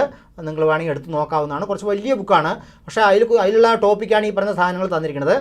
എല്ലാം ഇല്ല, കുറച്ച് ഭാഗം വേറെ വേറെ യൂണിവേഴ്സിറ്റികളിൽ നിന്നും കുറച്ച് ഡൽഹി ബേസ്ഡ് ബുക്കുകളിൽ നിന്നൊക്കെയാണ് എന്ത് ചെയ്തിരിക്കുന്നത്, അതിൻ്റെ സിലബസ് എടുത്തിരിക്കുന്നത്. അപ്പോൾ അതിൽ നമുക്ക് ഒബ്ജക്റ്റീവ് ടൈപ്പ് ക്വസ്റ്റ്യൻസ് ചോദിക്കാനുള്ള ക്വസ്റ്റ്യൻസ് കുറവാണ്. അതുകൊണ്ട് തന്നെ നിങ്ങൾ എന്ത് ചെയ്യേണ്ട കാര്യമില്ല, അതിനെക്കുറിച്ച് ആലോചിച്ച് വലിയ വറീഡ് ആവേണ്ട കാര്യമില്ല. ബാക്കിയുള്ള കാര്യങ്ങളൊക്കെ എന്ത് ചെയ്താൽ മതി? കൃത്യമായിട്ട് പഠിച്ചിട്ട് പോയാൽ മതി കേട്ടോ. ഓക്കെ, അപ്പോൾ ഈ പറഞ്ഞ സ്റ്റേറ്റ്മെൻറ്റ് ടൈപ്പ് വരാനുള്ള സാധ്യതയുണ്ട്. അത് പക്ഷേ നമ്മുടെ പരീക്ഷയ്ക്ക് അങ്ങനെയാണ് ചോദിക്കാനുള്ള സാധ്യത വലിയ കാര്യത്തിലില്ല. നിങ്ങൾ അതിനെക്കുറിച്ച് വലിയ ടെൻഷൻ അടിച്ച് പോകേണ്ട. ഒരു നോർമൽ ബാക്കിയുള്ള ഭാഗങ്ങളൊക്കെ വൃത്തിയായിട്ട് നോക്കിയിട്ട് പോയാൽ ഓട്ടോമാറ്റിക്കായിട്ട് എന്ത് കിട്ടും? അതിൽ നിന്നുള്ള ക്വസ്റ്റ്യൻസ് കിട്ടും കേട്ടോ. അപ്പോൾ അതിൽ ഞാൻ കുറച്ച് വ്യത്യസ്തതയുള്ള 2-3 ക്വസ്റ്റ്യൻസ് എടുത്തിരിക്കുകയാണ്. മുഴുവൻ എടുത്ത് നമുക്ക് ഡിസ്കസ് ചെയ്യാനുള്ള നേരമില്ല, കാരണം ഒരുപാട് കുറച്ച് ടോപ്പിക്ക് വലുതാണ്. പിന്നെ അതിൽ അത്ര ഇമ്പോർട്ടൻസ് എനിക്ക് അങ്ങനെ തോന്നിയില്ല ഒബ്ജക്റ്റീവ് ടൈപ്പ് ക്വസ്റ്റ്യൻസ് വരാൻ പോലെ. അതുകൊണ്ട് കുറച്ച് വ്യത്യസ്തമുള്ള ക്വസ്റ്റ്യൻസ് ആണ് നമ്മൾ ഡിസ്കസ് ചെയ്യുന്നത് കേട്ടോ. അപ്പോൾ which of the following best describe procrastination? Procrastination പറഞ്ഞാൽ എന്താണ്? Voluntarily delaying important task despite expecting negative outcomes. അതായത് നമ്മുടെ ചെയ്യേണ്ട ജോലി എന്ത് ചെയ്യുക? നീട്ടി വയ്ക്കുക. അതായത് ചെയ്താൽ തെറ്റുമെന്ന് പേടിച്ചിട്ടോ അല്ലെങ്കിൽ മടി കൊണ്ടൊക്കെ കാര്യങ്ങളെ നീട്ടി വയ്ക്കുന്നതിനെ പറയുന്ന പേരാണെന്ത്? പ്രൊക്രാസ്റ്റിനേഷൻ എന്ന് പറയുന്നത് കേട്ടോ. അപ്പോൾ voluntarily delaying important task despite expecting negative outcomes. നോക്കൂ, പ്രൊക്രാസ്റ്റിനേഷൻ ഇൻ കോപ്പറേറ്റീവ് ബാങ്ക്സ്. അതിലുള്ള വേർഡിനെ അങ്ങനെ ഞാനിവിടെ എടുത്ത് കോപ്പി ചെയ്തു എന്നേ ഉള്ളൂ. ഇതാണ് ആ ബുക്കിൽ പറയുന്നത് കേട്ടോ. Procrastination in a cooperative bank refers to deliberate delay in decision making, loan processing, audit compliance or implementation of reforms despite knowing the negative consequences. Negative consequences പേടിച്ചിട്ട് ഡിസിഷൻ മേക്കിങ്ങിനോ ലോൺ പ്രോസസ്സിങ്ങിനോ ഓഡിറ്റ് നടത്തുന്നതിനോ ഒക്കെ എന്ത് ചെയ്യുക? ഡിലേ വരുത്തുക. This behavioural issue significantly impact cooperative banking operations and member service. ഇതെന്തിനെ ബാധിക്കും? മെമ്പർ സർവീസിനെയും കോപ്പറേറ്റീവ് ബാങ്കിൻ്റെ പ്രവർത്തനങ്ങളെയും ബാധിക്കാൻ സാധ്യതയുണ്ട് കേട്ടോ. അപ്പോൾ ഈ ജസ്റ്റ് ആ വേർഡിനെ മാത്രം ഞാൻ കോൺസെൻട്രേറ്റ് ചെയ്തിട്ടുള്ളൂ. എന്താണ് പ്രൊക്രാസ്റ്റിനേഷൻ എന്ന് സിമ്പിളായിട്ട് പഠിച്ചാൽ കേട്ടോ. ഇതുപോലെ അതിലുള്ള ഓരോ വേർഡുകളും ജസ്റ്റ് ആ ടോപ്പിക്ക് മാത്രം എടുത്ത് പഠിച്ചാൽ കൂടി മതിയാവുമെന്നാണ് ഞാൻ വിചാരിക്കുന്നത്. ഓക്കെ, അപ്പോൾ പരീക്ഷ കഴിഞ്ഞ് സിലബസ് വരുമ്പോൾ നമുക്ക് നോക്കാം എന്തൊക്കെയാണ് അതിന് ക്വസ്റ്റ്യൻസ് വരുന്നത് കേട്ടോ. നെക്സ്റ്റ് നോക്കൂ. Which of the following best describe training need assessment TNA നിങ്ങളൊരു സബ്ജക്റ്റ് അതിൽ കണ്ടിട്ടുണ്ടാവില്ല. TNA in a cooperative sector. Cooperative സെക്ടറിൽ എന്താണ് ട്രെയിനിങ് നീഡ് അസസ്മെൻറ്റ് എന്ന് പറഞ്ഞാൽ? പറയൂ, നിങ്ങളുടെ ഒരു ഏകദേശ ധാരണ, അതൊരു ഏകദേശ ധാരണ വെച്ച് നോക്കിയാൽ തന്നെ നമുക്ക് ഉത്തരം കിട്ടും. അത് തന്നെയാണ് ആൻസർ. B തന്നെയാണ് കേട്ടോ. ട്രെയിനിങ് നീഡ് അസസ്മെൻറ്റ് പറഞ്ഞാൽ അപ്പോൾ നമുക്ക് സിമ്പിളായിട്ട് പറഞ്ഞാൽ അത്രയേ ഉള്ളൂ. നമ്മൾ വളരെ സിമ്പിളായിട്ട് പറയുകയാണെങ്കിൽ നമുക്ക് ഉള്ള കഴിവ്, ഇപ്പോൾ ഓൾറെഡി ഉള്ള കഴിവും ഒരു ജോലി ചെയ്യാൻ വേണ്ട കഴിവും രണ്ടും തമ്മിലുള്ള വ്യത്യാസത്തിന് എന്ത് ചെയ്യുക? ട്രെയിനിങ്ങിലൂടെ നികത്തേണ്ട ആവശ്യകതയെക്കുറിച്ച് പറയുന്നതാണെന്ത്? ട്രെയിനിങ് നീഡ് അസസ്മെൻറ്റ് പറഞ്ഞാൽ. അതായത് എംപ്ലോയിക്ക് നിലവിലുള്ള കഴിവും ഒരു ജോലി ചെയ്യാൻ ആവശ്യമായ കഴിവും, നമുക്ക് കുറച്ച് കഴിവേ ഉള്ളൂ, കുറച്ചും കൂടി ബെറ്റർ ആയിട്ടുള്ള കഴിവുണ്ടെങ്കിൽ എന്ത് ചെയ്യാൻ പറ്റും? അത് ചെയ്യാൻ പറ്റും. ഇതിനെ നമ്മളൊരു ട്രെയിനിങ്ങിലൂടെ നികത്തുകയാണെങ്കിൽ അതിനെ പറയുന്ന പേരാണെന്ത്? ട്രെയിനിങ് നീഡ് അസസ്മെൻറ്റ് എന്ന് പറയുന്നത് കേട്ടോ. അപ്പോൾ അതാണ് identifying and prioritising skill gap between current staff competence and organisational goal. ഓർഗനൈസേഷൻ്റെ ഗോൾ അച്ചീവ് ചെയ്യാൻ കറണ്ട് സ്റ്റാഫിൻ്റെ സ്കില്ലിലുള്ള ഗ്യാപ്പിനെ നികത്താൻ വേണ്ടി കൊടുക്കുന്ന ട്രെയിനിങ്ങിനെയാണ് എന്ത് പറയുക? ട്രെയിനിങ്ങിൻ്റെ അസസ്മെൻറ്റിനെ പറയുന്ന പേരാണ് ട്രെയിനിങ് നീഡ് അസസ്മെൻറ്റ്. ഓക്കെ, നമ്മുടെ ബുക്കിൽ എന്താണെന്ന് വെച്ചാൽ training need assessment in a cooperative means funding out what skill employees R missing so they can do there jobs well. അതായത് ഒരു നല്ല ജോലി ചെയ്യാൻ, അതായത് എന്ത് ജോബാണോ ചെയ്യേണ്ടത് ആ ജോബ് ചെയ്യാനുള്ള എന്ത് സ്കില്ലാണോ അവർക്ക് മിസ്സായിട്ടുള്ളത് അതെന്ത് ചെയ്യുക? ട്രെയിനിങ്ങിലൂടെ അവർക്ക് അച്ചീവ് ചെയ്ത് കൊടുക്കുക. It looks at what the cooperative wants to achieve with what each job requires. അതായത് കോപ്പറേറ്റീവ് സൊസൈറ്റിക്ക് എന്താണ് വേണ്ടതെന്നും ആ ജോബിന് അയാൾക്ക് എന്ത് റിക്വയർമെൻറ്റാണ് വേണ്ടതെന്ന് നോക്കിയിട്ട് and how current skill match those needs. നമ്മുടെ കയ്യിലുള്ള ഇപ്പോഴത്തെ സ്കില്ല് ആ കറണ്ട്, അതായത് നമ്മുടെ കയ്യിലുള്ള ഇപ്പോഴത്തെ സ്കില്ല് ആ ജോബ് അച്ചീവ് ചെയ്യാൻ വേണ്ടി പര്യാപ്തമാണോ എന്ന് നോക്കുക. അല്ലെങ്കിൽ എന്ത് ചെയ്യുക? അയാൾക്ക് ട്രെയിനിങ് കൊടുത്തിട്ട് ആ ഗ്യാപ്പ് നികത്തുക. അതിന് നമ്മൾ പറയുന്ന പേരാണെന്ത്? ട്രെയിനിങ് നീഡ് അസസ്മെൻറ്റ് കേട്ടോ. The biggest skill gaps are picked first and training is planned to fill those gaps. After the training, the cooperative checks if employees are doing their jobs better. Okay, ഇതാണ് നമ്മുടെ university ബുക്കിലെ training need assessment എന്നുള്ള ഭാഗത്ത് കൊടുത്തിരിക്കുന്നത് കേട്ടോ. അപ്പോൾ just മനസ്സിലാക്കുക അത്രയേ ഉള്ളൂ. ഓൾറെഡി നമുക്കുള്ള കഴിവും ഒരു ജോലി ചെയ്യാൻ വേണ്ട കഴിവും രണ്ടും തമ്മിലുള്ള വ്യത്യാസം ഗ്യാപ്പ് എന്ത് ചെയ്യുക? ട്രെയിനിങ്ങിലൂടെ നികത്തുന്ന പ്രോസസ്സിനെ പറയുന്ന പേരാണെന്ത്? Training need assessment, TNA. Okay, അപ്പോൾ അതിൽ അങ്ങനെ കുറച്ച് ക്വസ്റ്റ്യൻസേ ഞാൻ വ്യത്യസ്തമായിട്ട് കണ്ടിട്ടുള്ളൂ, മുഴുവൻ എടുത്തില്ല. പിന്നെ കുറച്ച് ബഡ്ജറ്ററി കൺട്രോൾ, അതും ആ സിലബസിലുള്ള ഒരു ടോപ്പിക് തന്നെയാണ്. Which activities a part of budgetary control in a cooperative society? Cooperative സൊസൈറ്റിയിലെ ബഡ്ജറ്ററി കൺട്രോളിൻ്റെ പാർട്ട് എന്താണ് ബഡ്ജറ്ററി കൺട്രോളിൻ്റെ ഭാഗമായിട്ട് വരുന്നത്? പറയൂ, നിങ്ങൾ ആൻസർ പറയൂ. അത് B തന്നെയാണ്. Planning income and expense, then comparing actual to budget. അതിനാണ് നമ്മൾ എന്ത് പറയുക? ബഡ്ജറ്റ് കൺട്രോൾ പറയുക. ബഡ്ജറ്റ് പറഞ്ഞാൽ അറിയാലോ, അടുത്ത വർഷത്തേക്ക് വരാൻ പോകുന്ന വർഷത്തിൻ്റെ ചിലവിനെ നമ്മൾ കണക്കാക്കുന്നതിനാണ് എന്ത് പറയുക? ബഡ്ജറ്റ് എന്ന് പറയുക അല്ലേ. നെക്സ്റ്റ് ഇയറിലെ ആ എക്സ്പെൻസിനെ നമ്മൾ മുൻകൂട്ടി കണ്ടുകൊണ്ട് നമ്മുടെ വരവും ചെലവും ക്രമീകരിക്കുന്ന പ്രോസസ്സിനെ പറയുന്ന പേരാണെന്ത്? ആ ഫ്യൂച്ചർ ആക്ഷനാണ് അല്ലേ. ബഡ്ജറ്റ് പറഞ്ഞാൽ ഫ്യൂച്ചർ ആക്ഷനാണ്. അപ്പോൾ planning income and expense, then comparing actual to budget. അതായത് പ്ലാനിങ്, അതാണ് അതിനെ ബഡ്ജറ്ററി കൺട്രോൾ പറയുക കേട്ടോ. ഇൻകം എക്സ്പെൻസ് പ്ലാൻ ചെയ്തിട്ട് ആക്ച്വലായിട്ട് എന്ത് ചെയ്യുക? കമ്പയർ ചെയ്യുന്നതിനെ പറയുന്ന പേരാണെന്ത്? ഈ പറഞ്ഞ ബഡ്ജറ്ററി കൺട്രോൾ. ഓക്കെ, അപ്പോൾ ബഡ്ജറ്ററി കൺട്രോൾ ആണ് കേട്ടോ. ഒരു മിനിറ്റ്.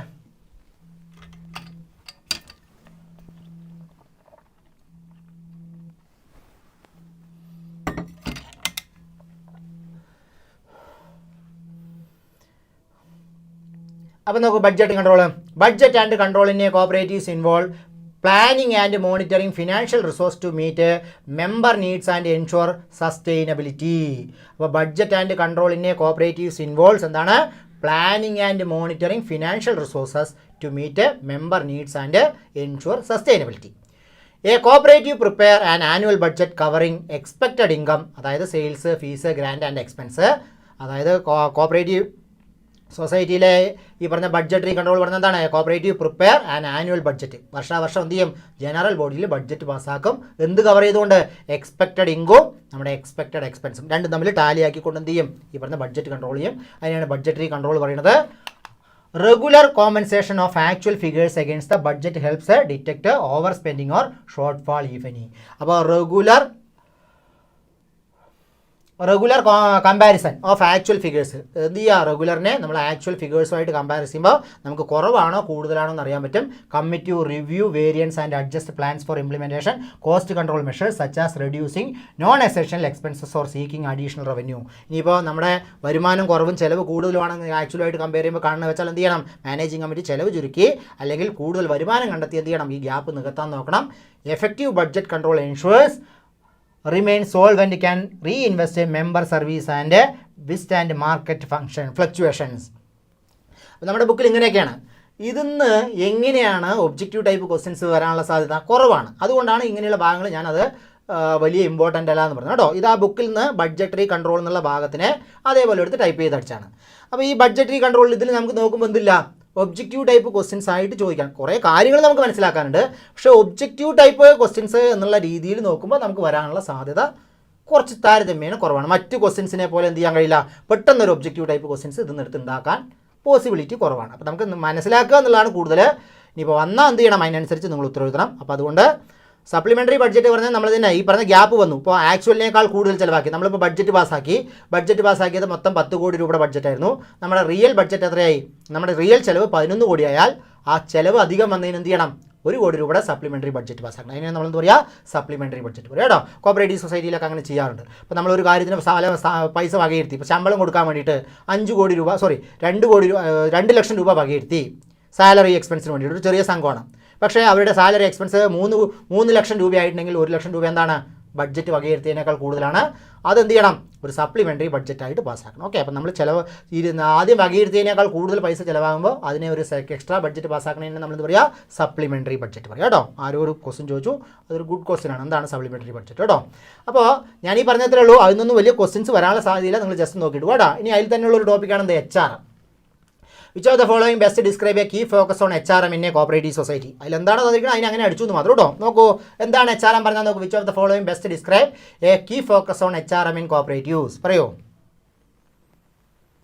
എന്താണ് HRM എന്നതുകൊണ്ട് ഉദ്ദേശിക്കുന്നത്? Human resource management. എന്താണ് developing and retaining employee who uphold cooperatives values and serve members effectively കേട്ടോ. ഇതാണ് അതിൻ്റെ ഷോർട്ടായിട്ടുള്ള ഒരു ഡെഫിനേഷനായിട്ട് കൊടുത്തിട്ടുണ്ട്. അത് അങ്ങനെ പഠിച്ചാൽ മതി. Developing and retaining employees who uphold cooperative values and serve members effectively. ചോദ്യം കണ്ടാൽ തന്നെ അറിയാം. ബാക്കിയുള്ള ചോയ്സൊക്കെ ഞാൻ ജസ്റ്റ് ഒരു ഊഹം വെച്ച് അതിൻ്റെ ബാക്കിയുള്ള ചോയ്സ് നോക്കിയിട്ട് ഇട്ടതാണ്. അപ്പോൾ നിങ്ങൾ എന്ത് ചെയ്യുക, ഉത്തരം അതുപോലെ വരികയാണെങ്കിൽ നോക്കുക കേട്ടോ. Okay, human resource management. HRM പറഞ്ഞാൽ ഹ്യൂമൻ റിസോഴ്സസ് മാനേജ്മെൻറ്റ്. അത് നമുക്ക് എല്ലാവർക്കും അറിയണമാണ് അല്ലേ, BCom പഠിച്ച ആൾക്കാരാണല്ലോ നമ്മൾ. അതുകൊണ്ട് ഹ്യൂമൻ റിസോഴ്സ് മാനേജ്മെൻറ്റ് കേട്ടോ. അപ്പോൾ ആ പോർഷന് നിങ്ങൾ എന്ത് ചെയ്യേണ്ട, വലിയ ഇമ്പോർട്ടൻസ് ആണ്. അതിന് ഒരുപാട് ക്വസ്റ്റ്യൻസ് വരുന്നൊന്നും പ്രതീക്ഷിച്ച് പോകണ്ട. വരുമായിരിക്കും, പക്ഷേ താരതമ്യേന മറ്റു ഭാഗത്ത് നിന്ന് വരുന്നതിനെ വെച്ച് കുറച്ച് കുറവ് ക്വസ്റ്റ്യൻസേ അതിന് വരാൻ സാധ്യതയുള്ളൂ. ഓക്കെ, അപ്പോൾ അതിനനുസരിച്ച് പഠിച്ചിട്ട് പോകാം കേട്ടോ. ഇനി വരികയാണെങ്കിൽ നമുക്ക് എന്ത് ചെയ്യാം, ഭാവിയിൽ കൂടുതൽ നോക്കാം. അപ്പോൾ what is A maximum deposit guarantee amount provided per depositor per society under A scheme. അപ്പോൾ ഡെപ്പോസിറ്റ് ഗ്യാരണ്ടി സ്കീമിൻ്റെ ഭാഗമാണ് ഇനി നമ്മൾ നോക്കാൻ പോകുന്നത്. നോക്കൂ, അപ്പോൾ ഡെപ്പോസിറ്റ് ഗ്യാരണ്ടി സ്കീമിൻ്റെ ഭാഗം പറയും. ഏതാണ്, what is the maximum deposit guarantee amount provided per depositor per society under the scheme. അപ്പോൾ എന്താ ഡെപ്പോസിറ്റ് ഗ്യാരണ്ടി സ്കീം പറഞ്ഞാൽ, നമ്മൾ കോപ്പറേറ്റീവ് സൊസൈറ്റിയിൽ നിക്ഷേപിക്കുന്ന പൈസയ്ക്ക് നമുക്ക് ഗ്യാരണ്ടി കിട്ടുക. ഒരു കമേഴ്ഷ്യൽ ബാങ്കിലാണെങ്കിൽ നമുക്ക് എന്ത് കിട്ടും, DICGC deposit insurance and credit guarantee കോർപ്പറേഷൻ്റെ ഗ്യാരണ്ടി കിട്ടും. അതുപോലെ ഗ്യാരണ്ടി കിട്ടുന്ന ഒരു സിസ്റ്റമാണെന്ത്, ഈ പറഞ്ഞ ഡെപ്പോസിറ്റ് ഗ്യാരണ്ടി സ്കീം അല്ലേ. എത്ര രൂപയാണ് ഡെപ്പോസിറ്റ് ഗ്യാരണ്ടി സ്കീമിൽ നമുക്ക് ഇത് കിട്ടുക, പറയോ? 1 ലക്ഷം, 2 ലക്ഷം, 5 ലക്ഷം, 10 ലക്ഷം, പറയോ? എത്ര രൂപയാണ് കിട്ടുക? എത്ര രൂപയാണ് കിട്ടുക? 5 lakhs rupees ആണല്ലേ. എത്ര രൂപ കിട്ടുക? 5 ലക്ഷം രൂപയാണ്. കറക്റ്റ് ആൻസറാണ്. 5 ലക്ഷം രൂപ വരെയുള്ള ഡെപ്പോസിറ്റിന് നമുക്ക് എന്ത് കിട്ടും, സംരക്ഷണം ലഭിക്കും. ഓക്കെ, ഇതാണ് ഡെപ്പോസിറ്റ് ഗ്യാരണ്ടി സ്കീം കേട്ടോ. നമ്മുടെ സിലബസിലുള്ള ഒരു ഇമ്പോർട്ടൻറ്റ് ടോപ്പിക്കാണെന്ത്, ഡെപ്പോസിറ്റ് ഗ്യാരണ്ടി സ്കീം. ഓക്കെ, അപ്പോൾ നമുക്ക് next question. Which of the following type societies are excluded from deposit guarantee coverage under the scheme. താഴെ പറയുന്ന കോപ്പറേറ്റീവ് സൊസൈറ്റികളിലെ ഏത് സൊസൈറ്റിയാണ് ഡെപ്പോസിറ്റ് ഗ്യാരണ്ടി സ്കീമിൽ വരാത്ത society? Society accepting public deposit, societies under registrar control, dormant defunct or liquidated society registered after 2020. ഇതിലേത് സൊസൈറ്റികൾക്കാണ് ഈ പറഞ്ഞ deposit guarantee scheme പ്രകാരം ജോയിൻ ചെയ്യാൻ കഴിയാത്തത്? ഏത് സൊസൈറ്റിയാണ്? സിമ്പിൾ ആൻസർ ആണല്ലേ. ഡോർമെൻ്റ് ഡീഫങ്ക്റ്റ് ഓർ ലിക്വിഡേറ്റഡ് സൊസൈറ്റികൾക്ക് എന്ത് ചെയ്യാൻ കഴിയില്ല, ഡെപ്പോസിറ്റ് ഗ്യാരണ്ടി സ്കീമിൽ മെമ്പറാകാൻ കഴിയുകയില്ല. പക്ഷേ ഈ ഡെപ്പോസിറ്റ് ഗ്യാരണ്ടി സ്കീം പ്രകാരം നമുക്ക് ബെനിഫിറ്റ് കിട്ടുന്നത് ഏത് സമയത്താണ് പറയൂ? എപ്പോഴാണ് ഡെപ്പോസിറ്റ് ഗ്യാരണ്ടി സ്കീം പ്രകാരം ബെനിഫിറ്റ് കിട്ടുന്നത് പറയൂ? ഒരു സംഘം ഡെപ്പോസിറ്റ് തിരിച്ചു കൊടുക്കാത്ത സമയത്താണോ, അതേ സംഘം ലിക്വിഡേറ്റ് ആയി പോകുമ്പോഴാണ്? ഏത് സമയത്താണ് കിട്ടുക? ഏത് സമയത്താണ് ഈ പറഞ്ഞ ഡെപ്പോസിറ്റ് ഗ്യാരണ്ടി സ്കീമിൻ്റെ ആനുകൂല്യം കിട്ടുക? സംഘം വൈൻഡപ്പ് ചെയ്യുമ്പോഴാണ് കേട്ടോ. ലിക്വിഡേറ്ററാണ് എന്ത് ചെയ്യണത്, ഈ പറഞ്ഞ ഡെപ്പോസിറ്റ് ഗ്യാരണ്ടി സ്കീമിന് ശുപാർശ ചെയ്യണത്. പക്ഷേ ഓൾറെഡി ലിക്വിഡേറ്റഡ് ആയിട്ടുള്ള സൊസൈറ്റികൾക്ക് ഇതിൽ ചേരാൻ കഴിയില്ല എന്നാണ് ഈ പറഞ്ഞതിൻ്റെ അർത്ഥം കേട്ടോ. അല്ലാതെ ലിക്വിഡേഷനിൽ കിട്ടില്ല എന്നല്ല. സംഘം വൈൻഡപ്പ് ചെയ്യുന്ന സമയത്താണ് ഈ പറഞ്ഞ ഡെപ്പോസിറ്റ് ഗ്യാരണ്ടി സ്കീമിൻ്റെ ആനുകൂല്യം കിട്ടുക. പക്ഷേ ലിക്വിഡേറ്റഡ് ആയിട്ടുള്ള സൊസൈറ്റികൾ, ഓൾറെഡി ലിക്വിഡേറ്റ് ആയിട്ടുള്ള സൊസൈറ്റികൾക്ക് എന്ത് ചെയ്യാൻ പറ്റില്ല, ഈ പറഞ്ഞ കോപ്പറേറ്റീവ് ഈ പറഞ്ഞ ഡെപ്പോസിറ്റ് ഗ്യാരണ്ടി സ്കീമിൽ ചേരാൻ പറ്റില്ല. ഇനി ഒരു കോപ്പറേറ്റീവ് സൊസൈറ്റി ഡെപ്പോസിറ്റ് ഗ്യാരണ്ടി സ്കീമിൽ മെമ്പർ ആയില്ലെങ്കിൽ അവർക്കുള്ള പണിഷ്മെൻറ്റ് എന്താണ്? ഒരു കോപ്പറേറ്റീവ് സൊസൈറ്റി എന്ത് ചെയ്യണം? ഡെപ്പോസിറ്റ് ഗ്യാരണ്ടി സ്കീമിൽ മെമ്പർ ആവുന്നില്ല, അവർക്ക് എന്ത് ചെയ്യാൻ പറ്റില്ല? പിന്നെ ഭാവിയിൽ ഡെപ്പോസിറ്റ് സ്വീകരിക്കാൻ കഴിയുകയില്ല, അല്ലെ? അവർക്ക് എന്ത് ചെയ്യാൻ കഴിയില്ല? ഭാവിയിൽ ഡെപ്പോസിറ്റ് സ്വീകരിക്കാൻ കഴിയുകയില്ല. അതാണ് അതിൻ്റെ പ്രത്യേകത കേട്ടോ. എന്ത് ചെയ്യാൻ കഴിയില്ല? ഭാവിയിൽ ഡെപ്പോസിറ്റ് സ്വീകരിക്കാൻ കഴിയുകയില്ല. ഓക്കെ, ഭാവിയിൽ അവർക്ക് എന്ത് ചെയ്യാൻ കഴിയില്ല? ഡെപ്പോസിറ്റ് സ്വീകരിക്കാൻ കഴിയുകയില്ല. ഓക്കെ, അതാണ് അതിൻ്റെ പ്രത്യേകത കേട്ടോ. ഓക്കെ, ഭാവിയിൽ ഡെപ്പോസിറ്റ് സ്വീകരിക്കാൻ കഴിയില്ല. Next, what is the registration fee for enrolment under the deposit guarantee scheme? അപ്പോൾ ഇവിടെ 2-3 കാര്യങ്ങൾ മനസ്സിലാക്കണം. ഇവിടെ കൺഫ്യൂഷൻ വരാൻ സാധ്യതയുള്ള ഒരു ഭാഗമാണ്. ഡെപ്പോസിറ്റ് ഗ്യാരണ്ടി സ്കീം എന്ന് പറഞ്ഞാൽ നമ്മൾ പറഞ്ഞു, നമ്മുടെ കോപ്പറേറ്റീവ് സൊസൈറ്റിയിലെ ഡെപ്പോസിറ്റുകൾക്ക് സംരക്ഷണം ലഭിക്കാനുള്ള ഒരു സ്കീമാണെന്ത്? Deposit guarantee scheme. 5 ലക്ഷം രൂപ വരെയാണ് സംരക്ഷണം പറഞ്ഞു. ഇതിലെല്ലാ കോപ്പറേറ്റീവ് സൊസൈറ്റികളും എന്ത് ചെയ്യണം? മെമ്പർ ആയിരിക്കണം. മെമ്പർ ആകുമ്പോൾ ആദ്യം ഒരു ഇനിഷ്യൽ കോൺട്രിബ്യൂഷൻ കൊടുക്കണം, പിന്നെ വർഷാവർഷം എന്ത് ചെയ്യണം? റിന്യൂവൽ ഫീസ് അടയ്ക്കണം കേട്ടോ. അപ്പോൾ ഇത് ഇനീഷ്യൽ കോൺട്രിബ്യൂഷൻ്റെ കാര്യമാണ് പറയുന്നത്. അതായത് രജിസ്ട്രേഷൻ ഫീസ്. ഒരു കോപ്പറേറ്റീവ് സൊസൈറ്റി പുതുതായിട്ട് രജിസ്റ്റർ ചെയ്യുമ്പോൾ അടയ്ക്കേണ്ട രജിസ്ട്രേഷൻ ഫീസിൻ്റെ കാര്യമാണ് ഇവിടെ പറയുന്നത്. ഓക്കെ, അപ്പോൾ രജിസ്ട്രേഷൻ ഫീസ് എത്ര രൂപയാണ്? അതാണ് ചോദ്യം. What is the registration fee for enrolment under the deposit guarantee scheme? Kerala cooperative deposit guarantee സ്കീമിൽ എൻറോൾമെൻറ്റ് ചെയ്യുമ്പോൾ ഡെപ്പോസിറ്റർക്കുള്ള ഡെപ്പോസിറ്റ് ഗ്യാരണ്ടി എത്ര രൂപയാണ്? അപ്പോൾ അതാണ് what is the registration fee for enrolment under the deposit guarantee scheme. പറയൂ. അപ്പോൾ what is the registration fee for enrolment under the deposit guarantee scheme? Deposit guarantee സ്കീമിൻ്റെ രജിസ്ട്രേഷൻ്റെ എൻറോൾമെൻറ്റ് ഫീസ് എത്ര രൂപയാണ്? കറക്റ്റാണ് ആൻസർ. 100 രൂപയ്ക്ക് 10 പൈസ എന്നുള്ള രീതിയിലാണ് എന്ത് ചെയ്യേണ്ടത്? ഈ പറഞ്ഞ ഡെപ്പോസിറ്റ് ഗ്യാരണ്ടി സ്കീമിലെ എൻറോൾമെൻറ്റ് ഫീസായിട്ട് അടയ്ക്കേണ്ടത് കേട്ടോ. എത്ര രൂപയാണ്? 100 രൂപയ്ക്ക് 10 പൈസ. ഓക്കെ, ഇനി പുതുക്കേണ്ട ഫീസ് 2024, 25 ഒന്നാണ്, 25, 26 വേറൊന്നാണ് കേട്ടോ. അപ്പോൾ ഈ വർഷം മാത്രം 2 പഠിക്കണം. 24, 25 ഫീസും പഠിക്കണം, 25, 26 പഠിക്കണം. നമുക്ക് പരീക്ഷയ്ക്ക് ഏതാ ചോദിക്കാമെന്ന് കഴിയില്ല. അപ്പോൾ what is annual premium contribution for financial year 2024-25 for deposit guarantee scheme? അതായത് റിന്യൂവൽ ഫീസാണ് ഈ പറയുന്നത് കേട്ടോ. ഈ പറയുന്നത് എന്താണ്? Annual renewal fees. എല്ലാ വർഷവും പുതുക്കേണ്ട ഫീസിൻ്റെ കാര്യമാണ് പറയുന്നത്. പുതുക്കേണ്ട ഫീസിൻ്റെ കാര്യം 2024-25 വർഷത്തിൽ എത്ര രൂപയാണ് ആനുവൽ പ്രീമിയം കോൺട്രിബ്യൂഷനായിട്ട് ഡെപ്പോസിറ്റ് ഗ്യാരണ്ടി സ്കീമിലേക്ക് അടയ്ക്കേണ്ടത്? ഓക്കെ, ഡോർമെൻറ്റ് ഓർ ഡീഫാക്ട് പറഞ്ഞാൽ, ഡോർമെൻറ്റ് പറഞ്ഞാൽ പ്രവർത്തിക്കുന്നില്ല, ഡിഫാക്റ്റ് പറഞ്ഞാലും പ്രവർത്തിക്കുന്നില്ല. അതിൻ്റെ വേറൊരു കൂരാണ് കേട്ടോ. പൂട്ടിക്കിടക്കുന്നതും അല്ലെങ്കിൽ സംഘം പ്രവർത്തിക്കാത്തതുമായ സംഘങ്ങളെയാണ് എന്ത് പറയുക? ഡോർമെൻറ്റ് അല്ലെങ്കിൽ ഡീഫാക്ട് പറയും. ഓക്കെ, അപ്പോൾ പറയൂ, what is the annual premium contribution rate of financial year 2024-25? എത്രയാണ്? 0.2 പൈസയാണ് കേട്ടോ. 0.02 per 100. 100 രൂപയ്ക്ക് 2 പൈസയാണ്. ഓക്കെ, ഇനി 24, 25, 26 അത് എത്രയായിട്ട് കൂടുന്നുണ്ട്? 0.4 പൈസയായിട്ട് കൂടുന്നുണ്ട് കേട്ടോ. എത്ര രൂപയായിട്ട് കൂടുന്നുണ്ട്? 0.4 പൈസയായിട്ട് വർദ്ധിക്കുന്നുണ്ട്. ഓക്കെ, അപ്പോൾ what will be the revised annual premium contribution rating starting from financial year 2025-26 for deposit scheme? എത്രയാണ്? 4 പൈസ. Okay, 0.044 100 rupees. ഓക്കെ, അപ്പോൾ ഈ 2-3 പഠിക്കണം കേട്ടോ. പുതുതായിട്ട് രജിസ്റ്റർ ചെയ്യുന്ന സംഘങ്ങൾക്ക് 100 രൂപയ്ക്ക് 10 പൈസ. 24, 25 അത് എത്ര രൂപയാണ്? അപ്പോൾ 100 രൂപയ്ക്ക് 2 പൈസ.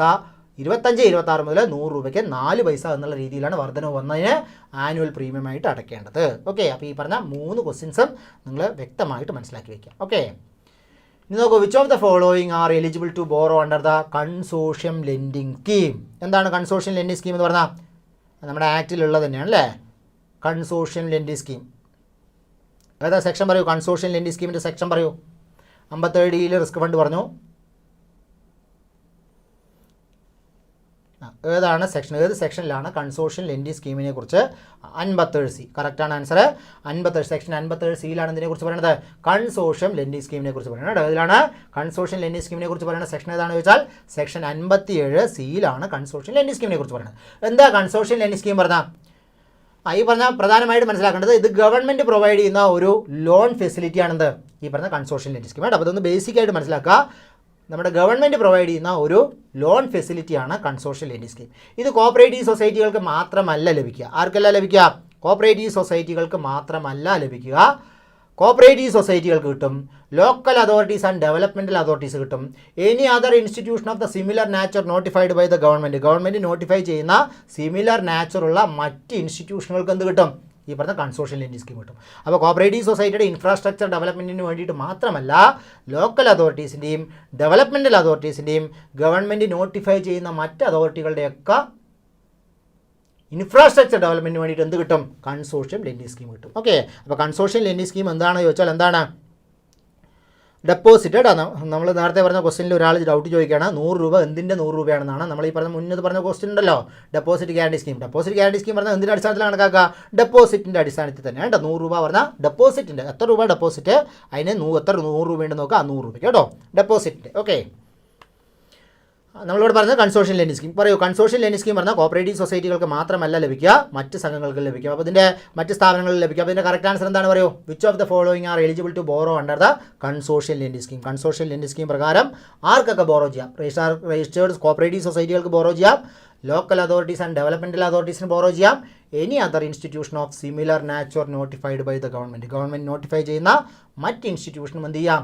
ഈ പറഞ്ഞ കൺസോർഷ്യൽ ലെൻഡിംഗ് സ്കീം പ്രകാരം ബോറോ ചെയ്യാം. അപ്പോൾ കറക്റ്റ് ആൻസർ എന്ത് വരും? ആൾ ഓഫ് ദ എബവ് എന്നാണ് കറക്റ്റ് ആൻസർ കേട്ടോ. ഓക്കെ, അപ്പോൾ കൺസോർഷ്യൽ ലെൻഡിംഗ് സ്കീം എന്തിനു വേണ്ടിയിട്ടാണ് കൊടുക്കുന്നത് പറയൂ? കൺസോർഷ്യൽ ലെൻഡിംഗ് സ്കീം എന്തിനു വേണ്ടിയിട്ടാണ്? ഇൻഫ്രാസ്ട്രക്ചർ ഡെവലപ്മെൻറ്റിന് വേണ്ടിയിട്ടാണ്. എന്തിനു വേണ്ടിയിട്ടാണ്? ഇൻഫ്രാസ്ട്രക്ചർ ഡെവലപ്മെൻറ്റിന് വേണ്ടിയിട്ട് ഗവൺമെൻറ് കൊടുക്കുന്ന സ്കീമാണ് എന്ത്? കൺസോർഷ്യൽ ലെൻഡിംഗ് സ്കീം. ഇനി കൺസോർഷ്യൽ ലെൻഡിംഗ് സ്കീമിലേക്ക് ആര് കോൺട്രിബ്യൂട്ട് ചെയ്യണം? കൺസോർഷ്യൽ ലെൻഡിംഗ് സ്കീമിൽ ജോയിൻ ചെയ്യണമെങ്കിൽ ആരാണ് കോൺട്രിബ്യൂട്ട് ചെയ്യേണ്ടത്? കോപ്പറേറ്റീവ് സൊസൈറ്റി തന്നെ കേട്ടോ. അവരുടെ ഫണ്ട് എടുത്ത് കോൺട്രിബ്യൂഷൻ എടുത്ത് കൺസോർഷ്യൽ ലെൻഡിംഗ് സ്കീമിൽ മെമ്പർ ആകണം. അപ്പോഴാണ് എന്ത് കിട്ടുക? കൺസോർഷ്യൽ ലെൻഡിംഗ് സ്കീം പ്രകാരമുള്ള ഗുണം ആർക്ക് കിട്ടുക? ലോണ് സൊസൈറ്റിക്ക് കിട്ടുക. ഓക്കെ, അപ്പോൾ നമ്മുടെ സിലബസിലുള്ള ഒരു ടോപ്പിക് തന്നെയായിരുന്നു കൺസോർഷ്യൽ ലെൻഡിംഗ് സ്കീം. അതിൻ്റെ ഒരു ഓവറാളാണ് നമ്മൾ നോക്കിയത്. ഇനി നമ്മുടെ സിലബസിലുള്ള മറ്റൊരു ടോപ്പിക്കാണെന്ത്? എംപ്ലോയീസ് വെൽഫെയർ ഫണ്ട് കേട്ടോ. എന്താണ്? Kerala cooperative employees welfare fund. Originally constituted എന്തിനു വേണ്ടിയിട്ടാണ്? എംപ്ലോയീസിൻ്റെ വെൽഫെയറിന് വേണ്ടിയിട്ട് തന്നെയാണ് ഈ പറഞ്ഞ Kerala cooperative employees welfare fund ഉള്ളത്. എംപ്ലോയിക്ക് ഗുരുതരമായ രോഗം ബാധിക്കുകയോ, അല്ലെങ്കിൽ എംപ്ലോയിയുടെ മക്കൾ 10ാം ക്ലാസ്സിൽ ഫുൾ A+ഓട് കൂടി പാസ്സാകുകയോ, അല്ലെങ്കിൽ കലോത്സവത്തിൽ എന്തെങ്കിലും സമ്മാനമൊക്കെ നേടിക്കഴിഞ്ഞാൽ ഒരു പ്രോത്സാഹനം എന്നുള്ള രീതിയിൽ ഫണ്ട് എന്ത് ചെയ്യാറുണ്ട്? Kerala cooperative employees welfare fund പോടുന്ന ഒരു ഇത് കൊടുക്കാറുണ്ട്. എന്ത്? ഒരു ആനുകൂല്യം കൊടുക്കാറുണ്ട്. അതിനെക്കുറിച്ചാണ് പറയുന്നത്. അപ്പോൾ when was the Kerala cooperative employees welfare fund originally constituted ചോദിച്ചാൽ ഈ പറഞ്ഞ 1986. ഏതാ വർഷം? 1986. ഞാൻ അതിൽ ആൻസർ കളയാൻ വിട്ടു. അപ്പോൾ 1986. ആൻസർ എത്ര തന്നെയാണ്? 1986 ആണ്. അപ്പോൾ ഈ എംപ്ലോയീസ് വെൽഫെയർ ഫണ്ട് എന്ന് പറഞ്ഞാൽ എന്താണെന്ന് നോക്കൂ. ഒരു മിനിറ്റ് വെള്ളം കുടിക്കണേ.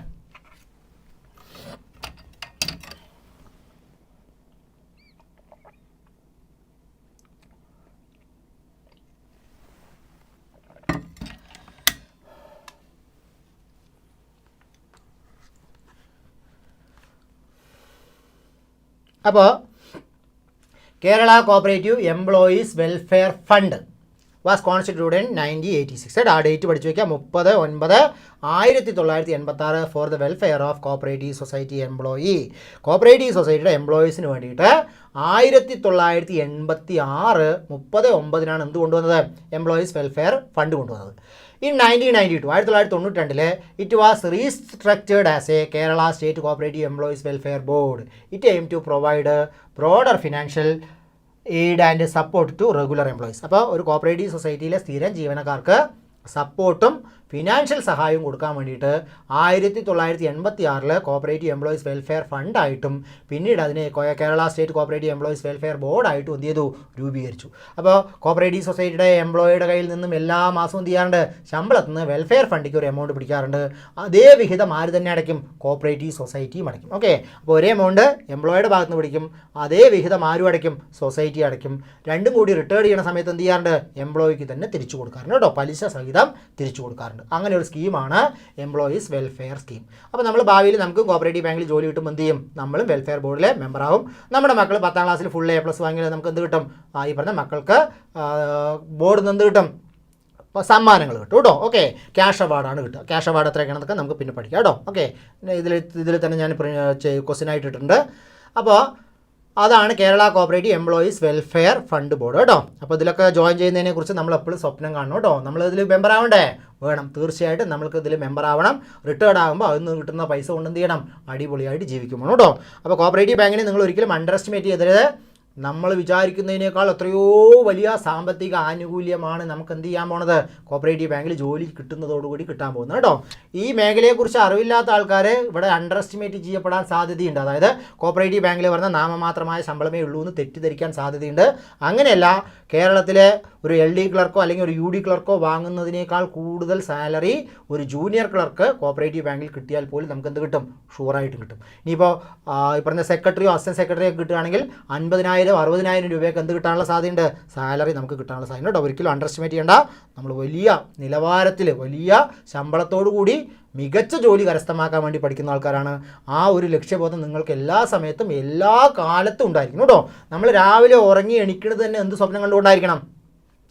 നമ്മൾ വിൻ ചെയ്യാൻ പോകുന്ന ആ ജോലിയെ സ്വപ്നം കണ്ടുകൊണ്ടായിരിക്കണം കേട്ടോ. നമ്മുടെ ഊണിലും ഉറക്കത്തിലുള്ള ചിന്ത എന്തായിരിക്കണം? ഇതിനെ എങ്ങനെയും വിജയിച്ച് നമ്മൾ നേടിയെടുക്കുക എന്നുള്ളതാണ്. ഇനി ഒരു കാര്യം കൂടി ഞാൻ പറയാം.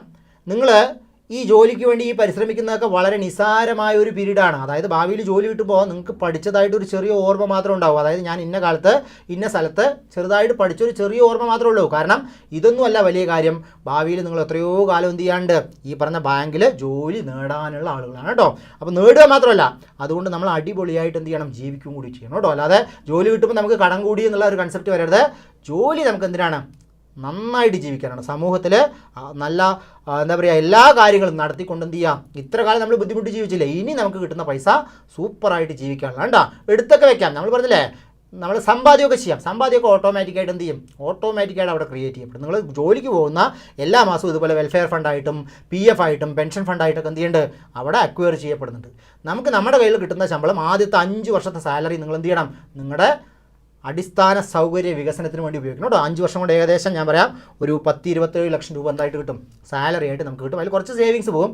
ബാക്കി കൈ കിട്ടുന്നത് ഒരു 10-23 ലക്ഷം രൂപയെങ്കിലും നിങ്ങളുടെ കൈ കിട്ടും 5 വർഷം കൊണ്ട്. അതുകൊണ്ട് നമ്മൾ എന്ത് ചെയ്യണം? അടിപൊളിയായിട്ട് ജീവിക്കണം കേട്ടോ. ഓക്കെ, അത് നമുക്ക് അതിന് വേണ്ടിയിട്ടുള്ളതാണ്. അതിന് വേണ്ടിയിട്ടാണ് നമ്മൾ പഠിക്കുന്നത്. ഇപ്പോൾ എന്നും നമ്മൾ നടന്നിട്ടാണ് പോകണമെന്ന് വെച്ചാൽ നമുക്ക് ജോലി കിട്ടിയാൽ നമ്മൾ കാറ് വാങ്ങണം. കാറ് വാങ്ങി കാറിൽ തന്നെ ജോലിക്ക് പോകണം കേട്ടോ. അത് നമ്മുടെ ഒരു ഡിഗ്നിറ്റിയുടെ പ്രശ്നമാണ്. തീർച്ചയായിട്ടും മറ്റുള്ളവർ നമ്മളെ അണ്ടർ എസ്റ്റിമേറ്റ് ചെയ്യുമായിരിക്കും. കോപ്പറേറ്റീവ് ബാങ്കിനാണ് പഠിക്കണമെന്നൊക്കെ പറഞ്ഞിട്ട് അതൊന്നും നിങ്ങൾ നെവർ മൈൻഡാണ്. പലപ്പോഴും നമ്മൾ കോപ്പറേറ്റീവ് ബാങ്കിനാണ് പഠിക്കുന്നത് വെച്ചാൽ ആൾക്കാർ വിചാരിക്കും എന്ത് ഈ കോപ്പറേറ്റീവ് ബാങ്കിനൊക്കെ പഠിക്കുന്നത് കേട്ടോ. പക്ഷേ അവർക്ക് ഇതിനെക്കുറിച്ച് വ്യക്തമായ ധാരണയില്ലാത്തതുകൊണ്ടാണ്. ഇപ്പോൾ വീട്ടിലൊരു കോപ്പറേറ്റീവ് ബാങ്കിൽ എംപ്ലോയി ഉണ്ടെങ്കിൽ തീർച്ചയായിട്ടും അവർക്കറിയാം എന്താണ് കോപ്പറേറ്റീവ് ബാങ്കാണെന്നും എന്താണ് അവിടുന്ന് കിട്ടുന്ന ബെനിഫിറ്റ് എന്നും എങ്ങനെയാണ് ജോലി കിട്ടുന്നത്. കുറേ ആൾക്കാർ നമ്മുടെ യൂട്യൂബിൻ്റെ താഴെ തന്നെ വന്ന് കമൻറ്റ് എഴുതാറുണ്ട്, ഇതെല്ലാം വെറും രാഷ്ട്രീയ നിയമനമാണ്, നിങ്ങളൊന്നും പഠിച്ചിട്ട് കാര്യമില്ല കേട്ടോ. അവരെ കൊണ്ടൊക്കെ നമുക്ക് എന്തേ പറയാനുള്ളൂ? പ്രൂവ് ചെയ്ത് കാണിക്കൂ. അതായത് നമ്മൾ പഠിച്ച് ലിസ്റ്റ് വരാതെ അവിടെ ഒന്നും ചെയ്യാൻ കഴിയില്ല. പഠിച്ച് ലിസ്റ്റ് വരുന്നത് ആരുടെ കഴിവാണ്? നമ്മുടെ കഴിവാണ്. അതിൽ യാതൊന്നും ആർക്കും ചെയ്യാൻ കഴിയില്ല. ലിസ്റ്റിൽ വന്നാൽ ഞാൻ 100% ഗ്യാരണ്ടി നിങ്ങളൊരു 10-30 ബാങ്കിൻ്റെ ലിസ്റ്റിൽ വരണം. 30 ബാങ്കിൻ്റെ ലിസ്റ്റ് വന്നാൽ ഉറപ്പായിട്ടും ഒരു സ്വാധീനം ഒന്നും വേണ്ട, ഒരു 10 അപ്പോയിൻമെൻറ്റ് ഓർഡർ നിങ്ങളുടെ വീട്ടിൽ നിർബന്ധമായിട്ടും എത്തിയിരിക്കും കേട്ടോ. അത് ഗ്യാരണ്ടിയാണ്. നിലവിലുള്ള സാഹചര്യത്തിൽ അത് കിട്ടും. ഓക്കെ, തീർച്ചയായിട്ടും കേട്ടോ. അതാണ് ഞാനിവിടെ ജോലി കിട്ടുന്ന കുട്ടികളെയൊക്കെ സ്റ്റാറ്റസ് വയ്ക്കാറുണ്ട്. നിങ്ങളും എൻ്റെ സ്റ്റാറ്റസ് ആകും, അതിൽ യാതൊരു സംശയമില്ല കേട്ടോ. നിങ്ങൾക്ക് സംശയം ഉണ്ടെങ്കിൽ പോലും എനിക്കതിൽ യാതൊരു ഡൗട്ടും ഇല്ല. 100% പഠിക്കുന്ന ഓരോരുത്തർക്കും ഇവിടെ ജോലി കിട്ടുന്നുള്ളത്. പലപ്പോഴും പഠിക്കുന്ന കുട്ടികൾക്ക് എന്തുണ്ടാകാറില്ല? വലിയ വിശ്വാസം ഉണ്ടാവില്ല. പക്ഷേ എനിക്ക് ഭയങ്കര കോൺഫിഡൻസ് ആണ്. ഞാൻ പഠിപ്പിക്കുന്ന കുട്ടികൾക്ക് ഉറപ്പായിട്ടും ജോലി കിട്ടും. അത് 100% അങ്ങനെയാണ്. കാരണം അത്രയേ ഉള്ളൂ.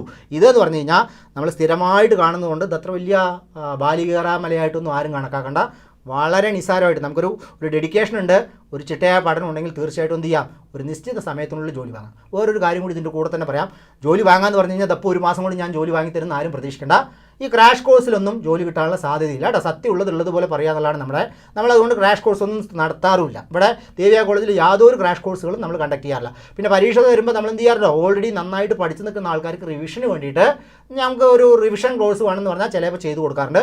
അല്ലാതെ ഒന്നും പഠിക്കാത്ത ഒരാൾ ഇവിടെ വന്നിട്ട് 1 മാസം കൊണ്ട് ഞാൻ ജോലി വാങ്ങിത്തരാം, അല്ലെങ്കിൽ 1.5 മാസം കൊണ്ട് നിങ്ങളുടെ പരീക്ഷാ പാറ്റേൺ 40 ദിവസം എന്നൊന്നും പറഞ്ഞ് ഇവിടെ കോഴ്സ് നടത്താറില്ല. അതുകൊണ്ട് ഒരിക്കലും ജോലി കിട്ടില്ല എന്ന് എനിക്ക് 100% എനിക്ക് വ്യക്തമായ ബോധ്യമുണ്ട്. പിന്നെ വെറുതെ നിങ്ങളെ എനിക്ക് ചെയ്യാൻ കഴിയാത്ത കാര്യത്തിന് നമ്മളത് അങ്ങനെയാണ് ഇങ്ങനെയാണ് പറഞ്ഞ് കുറച്ച് കുട്ടികളെ പിടിക്കുന്നതിൽ യാതൊരു കാര്യമില്ല. അതുകൊണ്ട് നമ്മളത് ചെയ്യാറില്ല കേട്ടോ. അപ്പോൾ ഈ ക്രാഷ് കോഴ്സ് അല്ല ഞാൻ ഉദ്ദേശിക്കുന്നത്, അങ്ങനെ നടക്കില്ല. നന്നായിട്ട് ഒരു നിശ്ചിത സമയം, എൻ്റെ കൺസെപ്റ്റ് പ്രകാരം മിനിമം 6 മാസമാണ്. 6 മാസമെങ്കിലും പഠിച്ചാൽ എന്തുള്ളൂ? ഈ പറഞ്ഞ സബ്ജക്റ്റ് എല്ലാം പഠിച്ച് തരൂ. അതിൽ താഴെ പഠിച്ച് ജോലി വാങ്ങുന്ന ആളുകളുണ്ടാവാം, ബുദ്ധിമാന്മാരായ ആൾക്കാരുണ്ടാവും, 3 മാസം കൊണ്ടൊക്കെ ഉണ്ടാവാം. അതെല്ലാം വളരെ റെയറാണ്. 0.1 അല്ലെങ്കിൽ ഒരു 1% പറയുന്നുള്ളൂ. ബാക്കി നോർമൽ സ്റ്റുഡൻറ്റിൻ്റെ കാര്യമാണ് വേണ്ട. ഒരു ആവറേജ് എബോ ആവറേജ്, ഭയങ്കര ഹൈ ക്വാളിറ്റി അല്ല, ഒരു നോർമൽ സ്റ്റുഡൻറ്റിന് ഒരു 6 മാസം വേണം. ഒരു 6 മാസം മുതൽ 1 വർഷം കൊണ്ട് എന്ത് ചെയ്യാം? നമുക്ക് തീർച്ചയായിട്ടും ഇത് ജോലി വാങ്ങാം. അപ്പോൾ ആ ഒരു ടാർഗറ്റ് ഇട്ടുകൊണ്ട് നിങ്ങൾ മറ്റെല്ലാ പരിപാടികളും മാറ്റിവെച്ച് എന്ത് ചെയ്യാം? ഉറപ്പായിട്ടും പഠിക്കുക. തീർച്ചയായിട്ടും ലിസ്റ്റ് വരും, വന്നിരിക്കും ഇവിടെ. 100% ആണ്. അത് നമ്മൾ നൽകുന്ന ഗ്യാരണ്ടിയാണ്. ഒരിക്കലും മിസ്സായി പോവില്ല. അപ്പോൾ ഉഷാറായിട്ട് പഠിക്കട്ടെ. എന്തിനാണ് ഇത്രയും വരെ പറഞ്ഞതെന്ന് വെച്ചാൽ നമുക്ക് പരീക്ഷയ്ക്ക് പോകുമ്പോൾ നമുക്കൊരു ആത്മവിശ്വാസമാണ്, നമുക്കിത് കിട്ടും എന്നുള്ളൊരു ആത്മവിശ്വാസത്തോടു കൂടി പരീക്ഷ എഴുതിയാൽ മാത്രമേ കിട്ടൂ. അപ്പോൾ എത്ര നിങ്ങൾ പഠിക്കുന്ന സമയത്ത് ഒട്ടും പഠിക്കാത്ത വിദ്യാർത്ഥി ആയിക്കോട്ടെ, ഏറ്റവും മികച്ച പഠിക്കുന്ന വിദ്യാർത്ഥി ആയിക്കോട്ടെ, രണ്ടാണെങ്കിലും കുഴപ്പമില്ല, നമുക്ക് ജോലി കിട്ടുക എന്നുള്ളത് ആരുടെ കയ്യിലാണ്? ഇപ്പം നമ്മൾ എങ്ങനെ പഠിക്കുന്നു എന്നുള്ളതിനെ മാത്രം ആശ്രയിച്ചാണ് കേട്ടോ. പിന്നെ എനിക്ക് പഠിച്ചാൽ മറന്നു പോകും, എനിക്ക് പഠിച്ചാൽ ഓർമ്മ നിൽക്കില്ല, അതൊക്കെ വെറുതെ തോന്നലാണ്. കുറേ ദിവസം നമ്മൾ പഠിക്കുമ്പോൾ എന്ത് ചെയ്യും? നമ്മൾ ഇതുമായിട്ട് ഭയങ്കര അറ്റാച്ച്ഡ് ആവും. പഠിക്കുന്ന എല്ലാ കാര്യങ്ങളും നമുക്ക് പെട്ടെന്ന് മനസ്സിൽ വരാൻ തുടങ്ങും. ഓക്കെ, അപ്പോൾ നമ്മൾ കുറച്ച് ദിവസം അത് കണ്ടിന്യൂസ് ആദ്യഘട്ടത്തിൽ ചിലപ്പോൾ മറന്നു പോകലുണ്ടാവാം, മാറിപ്പോകലുണ്ടാവും, ഇതെല്ലാം ഉണ്ടാവും. കണ്ടിന്യൂസ് ആയിട്ട് നമ്മൾ റിവിഷൻ ചെയ്യുകയാണെങ്കിൽ തീർച്ചയായിട്ടും എന്ത് ചെയ്യും, അത് നമുക്ക് ഉറപ്പായിട്ടും കിട്ടും കേട്ടോ. അപ്പോൾ നമ്മൾ നമ്മുടെ വീട്ടിലുള്ള വഴി മറക്കാറുണ്ടോ? ഇല്ല. അത് ഏത് കാട്ടിക്കൊണ്ടേ ആക്കിയാലും നമ്മൾ നമ്മുടെ വീട്ടിലെ വഴി എന്ത് ചെയ്യും, കൃത്യമായിട്ട് തിരിച്ചെത്തും. അതേപോലെയാണ് കേട്ടോ. 36 വയസ്സൊന്നും ഒരു വയസ്സേ അല്ല കേട്ടോ. കിടക്കുന്നു 40 വയസ്സ്. 4 വർഷം എന്നൊക്കെ പറഞ്ഞാൽ നമുക്ക് വലിയ കാലയളവാണ്. 40 വയസ്സിൽ പരീക്ഷ എഴുതുന്ന ആരെങ്കിലും ഉണ്ടെങ്കിൽ മാത്രം ഭയന്നാൽ മതി. കാരണം ഇനി അവസരം കുറവാണ്. അതെന്ത് വേണം, കുറച്ചും കൂടി ഒന്ന് ഊർജിതമായി പഠിക്കണം. 37-38 വയസ്സെന്നൊക്കെ പറഞ്ഞാൽ സിമ്പിളായിട്ട് പഠിക്കാമെന്ന് കഴിയുന്നതാണ് കേട്ടോ. ഓക്കെ, ഉഷാറായിട്ട് പഠിക്കുക. അപ്പോൾ നന്നായി നോക്കുക. ഓക്കെ, അപ്പോൾ നമ്മൾ പറഞ്ഞു വന്നത് കേരള കോഓപ്പറേറ്റീവ് എംപ്ലോയീസ് വെൽഫെയർ ഫണ്ടിനെ കുറിച്ചാണ്. 1986 കേട്ടോ. ഈ ഫണ്ടിൽ നിന്നുള്ള പൈസ നമ്മൾ റിട്ടയർമെൻറ്റ് ചെയ്യുമ്പോൾ വാങ്ങി ചിലവാക്കേണ്ട പൈസയാണ് കേട്ടോ. വലിയൊരു എമൗണ്ട് കിട്ടും. അതായത് നമ്മുടെ കോൺട്രിബ്യൂഷൻ കിട്ടും, എംപ്ലോയിയുടെ കോൺട്രിബ്യൂഷൻ കിട്ടും, എംപ്ലോയറുടെ കിട്ടും, എംപ്ലോയിയുടെയും കിട്ടും. Okay, 1992 it was restructured as the Kerala state Cooperative Employees Welfare Board. It aimed to provide broader financial aid and support to regular employees. Okay, ഇനി നോക്കൂ. What is the amount of financial assistance provided by Kerala State Cooperative Employees Welfare Board in the case of death while in service? ആൾ എന്ത് ചെയ്യണം, ജോലിയിൽ ഇരിക്കെ മരണപ്പെടുകയാണെങ്കിൽ ആശ്രിതർക്കും ഒരു സഹായം കൊടുക്കും. എത്ര രൂപയാണ് കൊടുക്കുക എന്നാണ് കേട്ടോ. ഓക്കെ, എത്ര രൂപയാണ് കൊടുക്കുക? 2.5 ലക്ഷം രൂപയാണ്. എത്ര രൂപയാണ്? 2.5 ലക്ഷം രൂപയാണ് ആനുകൂല്യമായിട്ട് കൊടുക്കുക കേട്ടോ. 2.5 lakhs rupees. ഓക്കെ, ഇനി ഇവിടെ ഒരാൾ ഓർമ്മിപ്പിച്ചു, നമ്മുടെ വിജയത്തിൻ്റെ ഏറ്റവും അടിസ്ഥാനം എന്താണ്? അത് റിവിഷനാണ് കേട്ടോ. കണ്ടിന്യൂസ് ആയിട്ട് നിരന്തരമായിട്ടും പഠിച്ച കാര്യങ്ങളെ തന്നെ പഠിക്കുക. പുതിയ കാര്യങ്ങൾ പഠിക്കുന്നതിനേക്കാൾ കൂടുതൽ സമയം എന്ത് ചെയ്യുക, റിവിഷന് വേണ്ടി വിനിയോഗിക്കുക. തീർച്ചയായിട്ടും നിങ്ങൾ എന്ത് ചെയ്യും, റിവിഷനാണ് നമ്മളെ വിജയിക്കുന്നത്. 100% ഡെയിലി എന്ത് ചെയ്യണം, നിങ്ങൾ റിവിഷൻ ചെയ്യണം. റിവിഷൻ ചെയ്യുന്ന ഓരോരുത്തരും 100% വിജയം വരിച്ചിരിക്കും കേട്ടോ. വിജയത്തിൻ്റെ ഏറ്റവും അടിസ്ഥാനപരമായ ഒറ്റ ഉത്തരം എന്ന് പറഞ്ഞാൽ എന്താണ്? അത് റിവിഷനാണ്. ഓക്കെ, അപ്പോൾ റിവിഷനിൽ ഊന്നിക്കൊണ്ട് നിങ്ങൾ വൃത്തിയായിട്ട് പഠിച്ചാൽ ഉറപ്പായിട്ടും ജയിക്കും. നമുക്കൊരു സിലബസ് ഉണ്ട്. ആ സിലബസിൻ്റെ ഉള്ളിൽ നിന്നുകൊണ്ട് എന്ത് ചെയ്യുക, കൃത്യമായിട്ട് പഠിക്കുക. ഈ പറഞ്ഞ ടോപ്പിക്കുകളുടെയൊക്കെ റെക്കോർഡ് ക്ലാസ്സുകൾ നമ്മുടെ ആപ്പിൽ അവൈലബിൾ ആണ്. അത് നിങ്ങൾ കൃത്യമായിട്ട് കാണുക, പഠിക്കുക കേട്ടോ. ഓക്കെ, ബുക്ക് നമ്മൾ പ്രിൻറ്റ് ചെയ്യുന്നുണ്ട്. പുതിയ ടോപ്പിക്കിൻ്റെയൊക്കെ ബുക്ക് പ്രിൻറ്റ് ചെയ്യുന്നുണ്ട്. ഓൾറെഡി കുറേ ടോപ്പിക്കിൻ്റെ എന്തുണ്ട്, നമ്മൾ പ്രിൻറ്റ് ചെയ്ത ബുക്കുണ്ട്. അപ്പോൾ എല്ലാവരും വൃത്തിയായിട്ട് പഠിക്കാൻ. ഇപ്പോൾ ദേവിയ കോളേജിൽ പഠിക്കാത്ത സ്റ്റുഡൻസ് ആണെങ്കിലും എന്ത് ചെയ്യുക, കൃത്യമായി നിങ്ങൾ എവിടെയാണോ പഠിക്കുന്നത് അവിടെ വൃത്തിയായിട്ട് ചിട്ടയായി പഠിക്കുകയാണെങ്കിൽ ഉറപ്പായിട്ട് നമുക്ക് എന്ത് ചെയ്യാൻ കഴിയും, സിമ്പിളായിട്ട് വിജയിക്കാൻ കഴിയും കേട്ടോ. ഓക്കെ, ഇന്ന് what is the rank of the chief executive secretary or treasurer of Kerala state Cooperative Employees Welfare board? ഇവിടെ കൺഫ്യൂഷൻ വരുന്ന ഒരു പാർട്ടാണ്. വ്യത്യസ്ത സ്ഥാപനങ്ങൾക്ക് സെക്രട്ടറി പോസ്റ്റ് ഉണ്ട് അല്ലേ? ഇല്ലേ? കുറേ സ്ഥാപനങ്ങൾ സെക്രട്ടറി പോസ്റ്റ് ഉണ്ട്. അപ്പോൾ ഞാൻ ഓരോ സ്ഥാപനങ്ങൾ പറയാം, നിങ്ങൾ അതിൻ്റെ പോസ്റ്റ് പറയണം കേട്ടോ. ഇവിടുത്തെ ആദ്യം പറയൂ, what is the rank of the chief executive secretary or treasurer of the Kerala state Cooperative Employees Welfare board? നമ്മളിപ്പോൾ പറഞ്ഞ എംപ്ലോയീസ് വെൽഫെയർ ബോർഡ് ഫണ്ട് ബോർഡിൽ നിന്ന് മരണപ്പെട്ട് കഴിഞ്ഞാൽ 2.5 ലക്ഷം രൂപ നമ്മൾ 10ാം ക്ലാസ്സിൽ ജയിച്ചാൽ MBBSന് ജയിച്ചാലൊക്കെ ആനുകൂല്യം കിട്ടും പറഞ്ഞില്ലേ? അപ്പോൾ MBBSന് നല്ല മാർക്കോട് കൂടി ജയിക്കുകയാണെങ്കിൽ 25,000 രൂപയാണ് എന്ത് കിട്ടുക. ഓക്കെ, അപ്പോൾ ഇവിടുത്തെ ഈ ബോർഡിൻ്റെ ഫണ്ട് കൈകാര്യം ചെയ്യാൻ വേണ്ടിയിട്ട് ഒരു സെക്രട്ടറി ഉണ്ട്. ആ സെക്രട്ടറിയുടെ റാങ്ക് എന്താണെന്നാണ് ചോദ്യം. എന്താ റാങ്ക്? എംപ്ലോയീസ് വെൽഫെയർ ബോർഡിൻ്റെ സെക്രട്ടറിയുടെ റാങ്ക് എന്ത്? കറക്റ്റ് ആൻസർ ഉണ്ടോ? സി ആണ് ആൻസർ. അഡീഷണൽ രജിസ്ട്രാർ റാങ്കിൽ ഉദ്യോഗസ്ഥനാണ്. ഏത് റാങ്കിൽ ഉദ്യോഗസ്ഥനാണ്? അഡീഷണൽ രജിസ്ട്രാർ റാങ്കിൽ ഉദ്യോഗസ്ഥനാണ്. ഓക്കെ, അപ്പോൾ ഇത് വ്യക്തമായിട്ട് മനസ്സിലാക്കാം. ഇനി ഇതിനോട് അടുത്തൊരു സാധനമുണ്ട്. എന്ത്? Kerala state cooperative development and welfare fund board. നമ്മൾ റിസ്ക് ഫണ്ട് സ്കീം നടപ്പാക്കുന്നു എന്ന് പറഞ്ഞില്ലേ? Kerala state cooperative development and welfare fund board. അവർ 2 സ്കീമാണ് നടപ്പാക്കുന്നത്. ഒന്ന് കേരള കോഓപ്പറേറ്റീവ് ഡെവലപ്മെൻറ്റ് സ്കീമും മറ്റൊന്ന് റിസ്ക് ഫണ്ട് സ്കീമും. ആ നടപ്പാക്കുന്ന ഈ ബോർഡല്ല, വേറൊരു ബോർഡ്. അതാണ് Kerala state cooperative development and welfare fund board. അതിൻ്റെ സെക്രട്ടറി ഏത് റാങ്കിലുള്ള ഉദ്യോഗസ്ഥനാണ്? അതിൻ്റെ സെക്രട്ടറി ഏത് റാങ്കിലുള്ള ഉദ്യോഗസ്ഥനാണ്? ആ സെക്രട്ടറി ഏത് റാങ്കിലുള്ള ഉദ്യോഗസ്ഥനാണ്? അത് ജോയിൻറ്റ് രജിസ്ട്രാർ റാങ്കിലുള്ള ഉദ്യോഗസ്ഥനാണ്. അതാരാണ്? ജോയിൻറ്റ് രജിസ്ട്രാർ റാങ്കിലുള്ള ഉദ്യോഗസ്ഥനാണ്. ഇനി നമ്മുടെ ട്രിബ്യൂണലിന് ഒരു സെക്രട്ടറി ഉണ്ട്. ട്രിബ്യൂണലിൻ്റെ സെക്രട്ടറി ഏത് റാങ്കിലുള്ള ഉദ്യോഗസ്ഥനാണ് പറയൂ? ട്രിബ്യൂണലിൻ്റെ സെക്രട്ടറി ട്രിബ്യൂണലിൻ്റെ സെക്രട്ടറി ഏത് റാങ്കിലുള്ള ഉദ്യോഗസ്ഥനാണ് പറയൂ? Tribunal, cooperative tribunal deputy registrar ആണ്ടാ. ഓക്കെ, കോഓപ്പറേറ്റീവ് ട്രിബ്യൂണലിൻ്റെ സെക്രട്ടറി ഏത് റാങ്കിലുള്ള ഉദ്യോഗസ്ഥനാണ്? ഡെപ്യൂട്ടി രജിസ്ട്രാർ റാങ്കിലുള്ള ഉദ്യോഗസ്ഥനാണ്. ഓക്കെ, ഇനി നമ്മുടെ കോഓപ്പറേറ്റീവ് ട്രെയിനിങ് സെൻ്ററുകളിൽ പ്രിൻസിപ്പൾ അത് ഏത് റാങ്കിലുള്ള ഉദ്യോഗസ്ഥനാണ്? കോഓപ്പറേറ്റീവ് ട്രെയിനിങ് സെൻ്ററിലെ പ്രിൻസിപ്പാൾ, അതും ഡെപ്യൂട്ടി രജിസ്ട്രാറാണ്. പിന്നെ കോഓപ്പറേറ്റീവ് ഒംബുഡ്സ്മാനിൽ ഒരു സെക്രട്ടറി ഉണ്ട്. കോഓപ്പറേറ്റീവ് ഒംബുഡ്സ്മാൻ്റെ സെക്രട്ടറി ഏത് റാങ്കിലുള്ള ഉദ്യോഗസ്ഥനാണ് പറയൂ? Cooperative ombudsman. കോഓപ്പറേറ്റീവ് ഒംബുഡ്സ്മാനിലും ഡെപ്യൂട്ടി രജിസ്ട്രാറാണ്. കോഓപ്പറേറ്റീവ് ഒംബുഡ്സ്മാനിലും ഏത് റാങ്കാണ്? ഡെപ്യൂട്ടി രജിസ്ട്രാറാണ്. ഇനി സർക്കിൾ കോഓപ്പറേറ്റീവ് യൂണിയൻ്റെ സെക്രട്ടറി ഏത് റാങ്കിലുള്ള ഉദ്യോഗസ്ഥനാണ്? നമുക്ക് അറിയാവുന്ന ക്വസ്റ്റ്യനാണ്. സർക്കിൾ കോഓപ്പറേറ്റീവ് യൂണിയൻ്റെ സെക്രട്ടറി ഏത് റാങ്കിലുള്ള ഉദ്യോഗസ്ഥനാണ് പറയൂ? നമ്മൾ പഠിച്ചിട്ട് തന്നെ ഉണ്ടല്ലോ, അസിസ്റ്റൻറ്റ് രജിസ്ട്രാർ ജനറൽ ഓഫീസിനോട് ചേർന്നായിരിക്കണം നമ്മുടെ സർക്കിൾ കോപ്പറേറ്റീവ് യൂണിയൻ്റെ ഓഫീസ്. കാരണം ആ സർക്കിൾ കോപ്പറേറ്റീവ് യൂണിയൻ്റെ സെക്രട്ടറി ആരാണ്? അസിസ്റ്റൻറ്റ് രജിസ്ട്രാറാണ്. ഇനി സ്റ്റേറ്റ് കോപ്പറേറ്റീവ് യൂണിയൻ്റെയോ? അപ്പോൾ സ്റ്റേറ്റ് കോപ്പറേറ്റീവ് യൂണിയൻ്റെ സെക്രട്ടറി സ്റ്റേറ്റ് കോപ്പറേറ്റീവ് യൂണിയൻ്റെ സെക്രട്ടറി ഏത് റാങ്കിലുള്ള ഉദ്യോഗസ്ഥനാണ്? അത് അഡീഷണൽ രജിസ്ട്രാർ കേട്ടോ. ഓക്കെ, അഡീഷണൽ രജിസ്ട്രാറാണ്. അപ്പോൾ ഞാനതൊരു ടേബിൾ ആക്കിയിട്ടൊക്കെ നമ്മൾ പ്രൊവൈഡ് ചെയ്യാം. അപ്പോൾ നിങ്ങൾ കൃത്യമായിട്ട് പഠിക്കാം. നമുക്ക് which of the following is eligibility criteria for appointment of cooperative ombudsman. Ombudsman നമ്മുടെ സിലബസിലുണ്ട്. ഓംബുഡ്സ്മാൻ്റെ എലിജിബിലിറ്റി ക്രൈറ്റീരിയ എത്രയാണ്? ആൻസർ അവിടെ തന്നെ അടിച്ചുപോയി. Minimum 10 years of bar experience and expertise in banking or cooperative sector. 10 വർഷത്തെ ബാർ എക്സ്പീരിയൻസ് ഉള്ള ഒരാളെയാണ് എന്തായിട്ട് നിയമിക്കുക? കോപ്പറേറ്റീവ് ഓംബുഡ്സ്മാനായിട്ട് നിയമിക്കുക. ഓക്കെ, അപ്പോൾ കോപ്പറേറ്റീവ് ആർബിട്രേഷൻ കോർട്ടിലെ പ്രിസൈഡിംഗ് ഓഫീസറുടെ റാങ്ക് പറയൂ. പണ്ട് ബാർ പ്രാക്ടീസുള്ള ആളായിരുന്നു, ഇപ്പം അങ്ങനെയല്ല. കോപ്പറേറ്റീവ് ആർബിട്രേഷൻ കോർട്ടിലെ പ്രിസൈഡിംഗ് ഓഫീസറുടെ റാങ്ക്. കോപ്പറേറ്റീവ് ആർബിട്രേഷൻ കോർട്ടിലെ പ്രിസൈഡിംഗ് ഓഫീസറുടെ റാങ്ക് പറയൂ.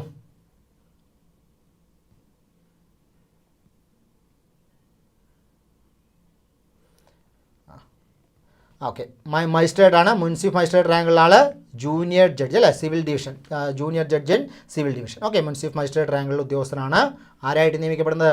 കോപ്പറേറ്റീവ് ആർബിട്രേഷൻ കോർട്ടിലെ പ്രിസൈഡിംഗ് ഓഫീസർ. അപ്പോൾ കോപ്പറേറ്റീവ് ആർബിട്രേഷൻ കോർട്ടിൽ ഒരു സെക്രട്ടറി ഉണ്ട്. ആ സെക്രട്ടറിയുടെ റാങ്ക് പറയൂ. കോപ്പറേറ്റീവ് ആർബിട്രേഷൻ കോർട്ടിൻ്റെ സെക്രട്ടറി ഉണ്ട്. ആ സെക്രട്ടറിയുടെ റാങ്ക് പറയൂ.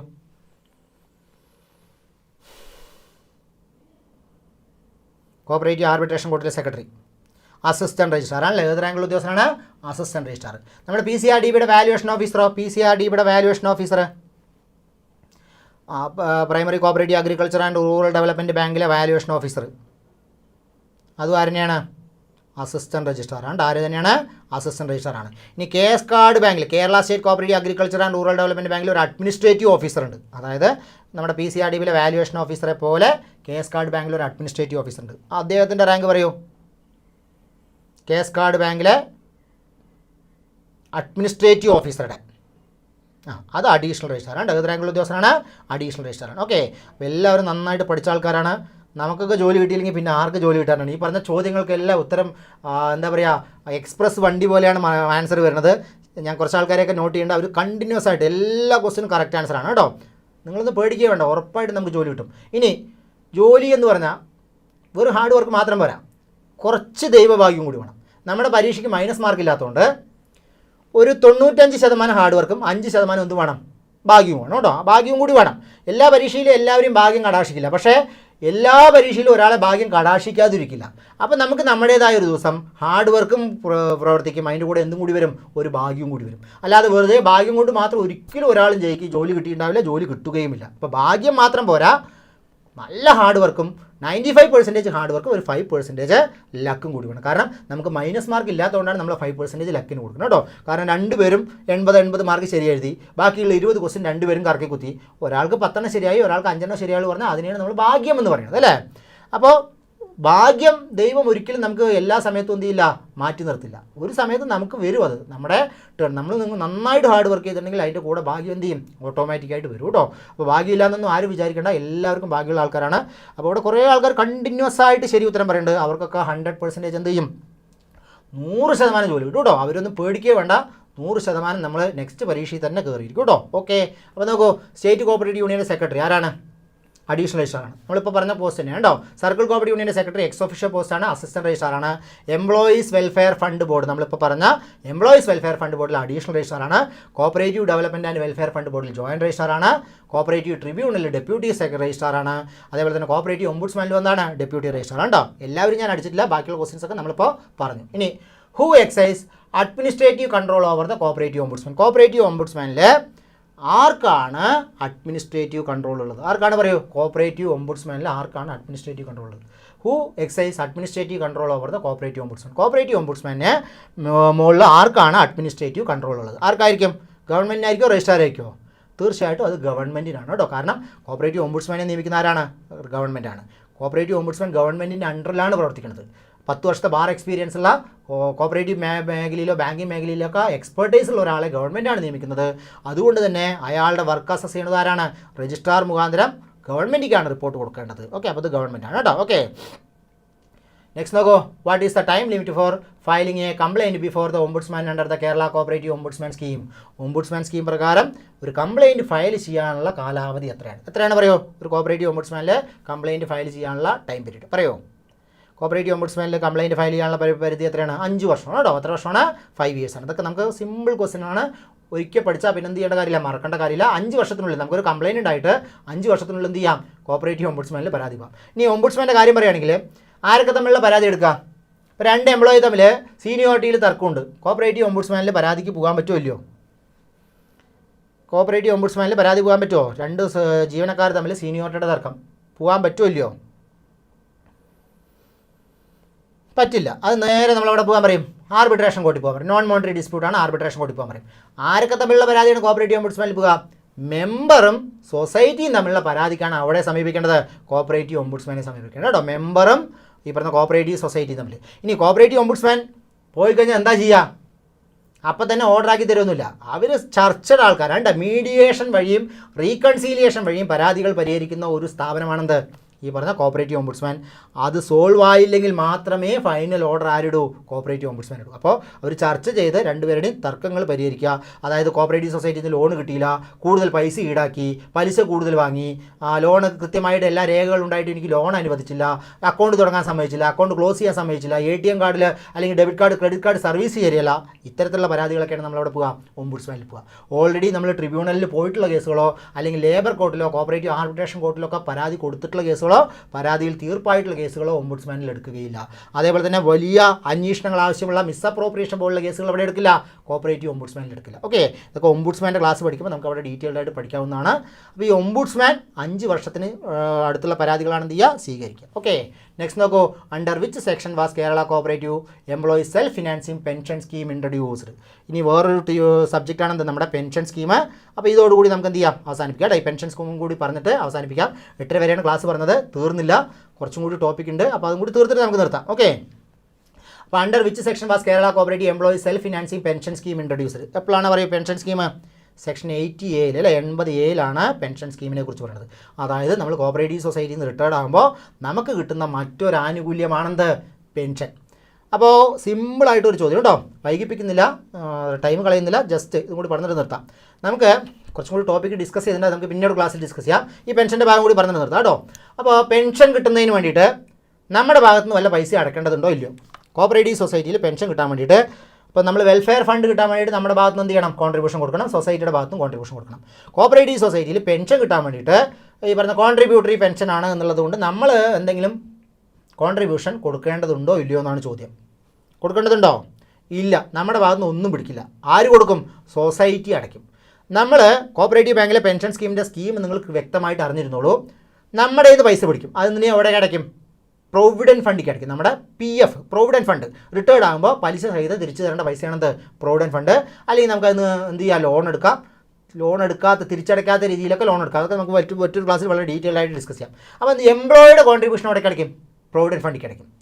അതേ പൈസ ഇപ്പോൾ 12% ഉണ്ടോ? കൂടുതലല്ല, 12% നിലവിലുള്ള സാഹചര്യത്തിൽ ഈ പറഞ്ഞ പെൻഷൻ ഫണ്ടിക്കോ പ്രൊവിഡൻറ്റ് ഫണ്ടിക്കോ അടക്കേണ്ട പൈസ എത്രയാണ്?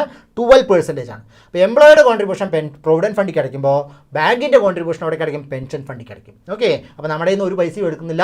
ആരാണ് അടയ്ക്കുന്നത്? സൊസൈറ്റി പെൻഷൻ ഫണ്ടിക്ക് അടയ്ക്കുന്നു. നമ്മൾ റിട്ടയർഡ് ആകുമ്പോൾ നമുക്കെന്ത് ചെയ്യും? ഈ സൊസൈറ്റി അടച്ച പൈസയുടെ കോൺട്രിബ്യൂഷൻ കൊണ്ട് എംപ്ലോയീസ് പെൻഷൻ ബോർഡ് നമുക്ക് പെൻഷൻ തരും. ഓക്കെ, ഇതാണ് കോപ്പറേറ്റീവ് സൊസൈറ്റിയെ പെൻഷൻ ഫണ്ടിൻ്റെ രീതി. ഓക്കെ, 12% അറ്റ് പ്രസൻറ്റ് അടയ്ക്കേണ്ടത്. അപ്പോൾ ഇത്രയും ക്വസ്റ്റ്യൻസ് ആണ് നമ്മൾ ഡിസ്കസ് ചെയ്യുന്നത്. കുറച്ചും കൂടി ടോപ്പിക് ഉണ്ടായിരുന്നു, നമുക്ക് പിന്നീട് ക്ലാസ്സിൽ ഡിസ്കസ് ചെയ്യാം. അപ്പോൾ പെൻഷൻ ഫണ്ടും ഒക്കെ നമുക്ക് റിട്ടയർഡ് ആകുമ്പോൾ എന്ത് ചെയ്യും? വലിയൊരു എമൗണ്ട് തന്നെ പെൻഷനായിട്ടും കിട്ടും. അപ്പോൾ നല്ലൊരു ഭാവി ജീവിതമാണ് അവിടെയുള്ളത്, കോപ്പറേറ്റീവ് സൊസൈറ്റിയിലുള്ളത്. പുറത്തുള്ള ആൾക്കാരൊന്നും പറയണത് കേൾക്കേണ്ട കാര്യമില്ല കേട്ടോ. ഞാൻ കോപ്പറേറ്റീവ് ഇൻസ്പെക്ടറായിരുന്നു. അതേപോലെ തന്നെ എൻ്റെ വൈഫ് കോപ്പറേറ്റീവ് ബാങ്കിലാണ് ജോലി ചെയ്യുന്നത്. അപ്പോൾ ഈ കോപ്പറേറ്റീവ് മേഖലയെക്കുറിച്ച് നമുക്ക് വ്യക്തമായ ധാരണയുണ്ട്. പുറത്തുള്ള ആളുകൾ പറയുന്നതല്ല കോപ്പറേറ്റീവ് ബാങ്ക്. ഇനി കോപ്പറേറ്റീവ് ബാങ്കിന് നിങ്ങൾ എന്തെങ്കിലും ഒരു പ്രശ്നം വരുമെന്ന് വിചാരിക്കുകയും വേണ്ട. 100% പറയാം. നിങ്ങൾ പേപ്പറിലോ അല്ലെങ്കിൽ TV ന്യൂസിലോ നമ്മുടെ സമൂഹ മാധ്യമങ്ങളിലോ ഒക്കെ കണ്ടോട്ടെ, കോപ്പറേറ്റീവ് ബാങ്ക് അങ്ങനെ പൊളിയും തകരും എന്നൊക്കെ കണ്ടോട്ടെ. ഇത് അടുത്ത ഒരു 100 വർഷത്തേക്ക് യാതൊന്നും സംഭവിക്കില്ല. കാരണം ഇവിടെ സാധാരണക്കാരന് എത്ര കാലം ഉണ്ടോ അത്രയും കാലം എന്തുണ്ട്, കോപ്പറേറ്റീവ് ബാങ്ക് ഉണ്ട്. സാധാരണക്കാരന് ഉള്ളിടത്തോളം കാലം കോപ്പറേറ്റീവ് ബാങ്ക് ഉണ്ട്. ഇനി അഥവാ കോപ്പറേറ്റീവ് ബാങ്ക് ഇല്ലാതിരുന്നാൽ സാധാരണക്കാരിൽ 50% ആൾക്കാർ വല്ല അസുഖം വന്നിട്ടോ അല്ലെങ്കിൽ കല്യാണം കഴിയാണ്ടൊക്കെ എന്ത് ചെയ്യും, ജീവിതം അവസാനിപ്പിക്കേണ്ടി വരും. അതായത് ഒന്നുമില്ലെങ്കിൽ അസുഖം വന്ന് മരിച്ചു പോകും, അല്ലെങ്കിൽ കല്യാണമേ നടക്കില്ല.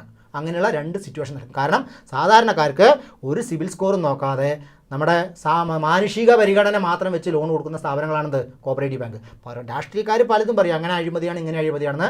അതിലൊക്കെ അവർ കോപ്പറേറ്റീവ് ബാങ്ക് കൈകാര്യം ചെയ്യുന്ന പൈസയുമായിട്ട് കണക്കാക്കുമ്പോൾ വളരെ നാമമാത്രമായ ഒരു അഴിമതി മാത്രമാണ് അവിടെയുള്ളത്, കോപ്പറേറ്റീവ് ബാങ്കിലുള്ളത്. ഇപ്പോൾ 1623 സർവീസ് കോപ്പറേറ്റീവ് ബാങ്ക് ഉണ്ട്.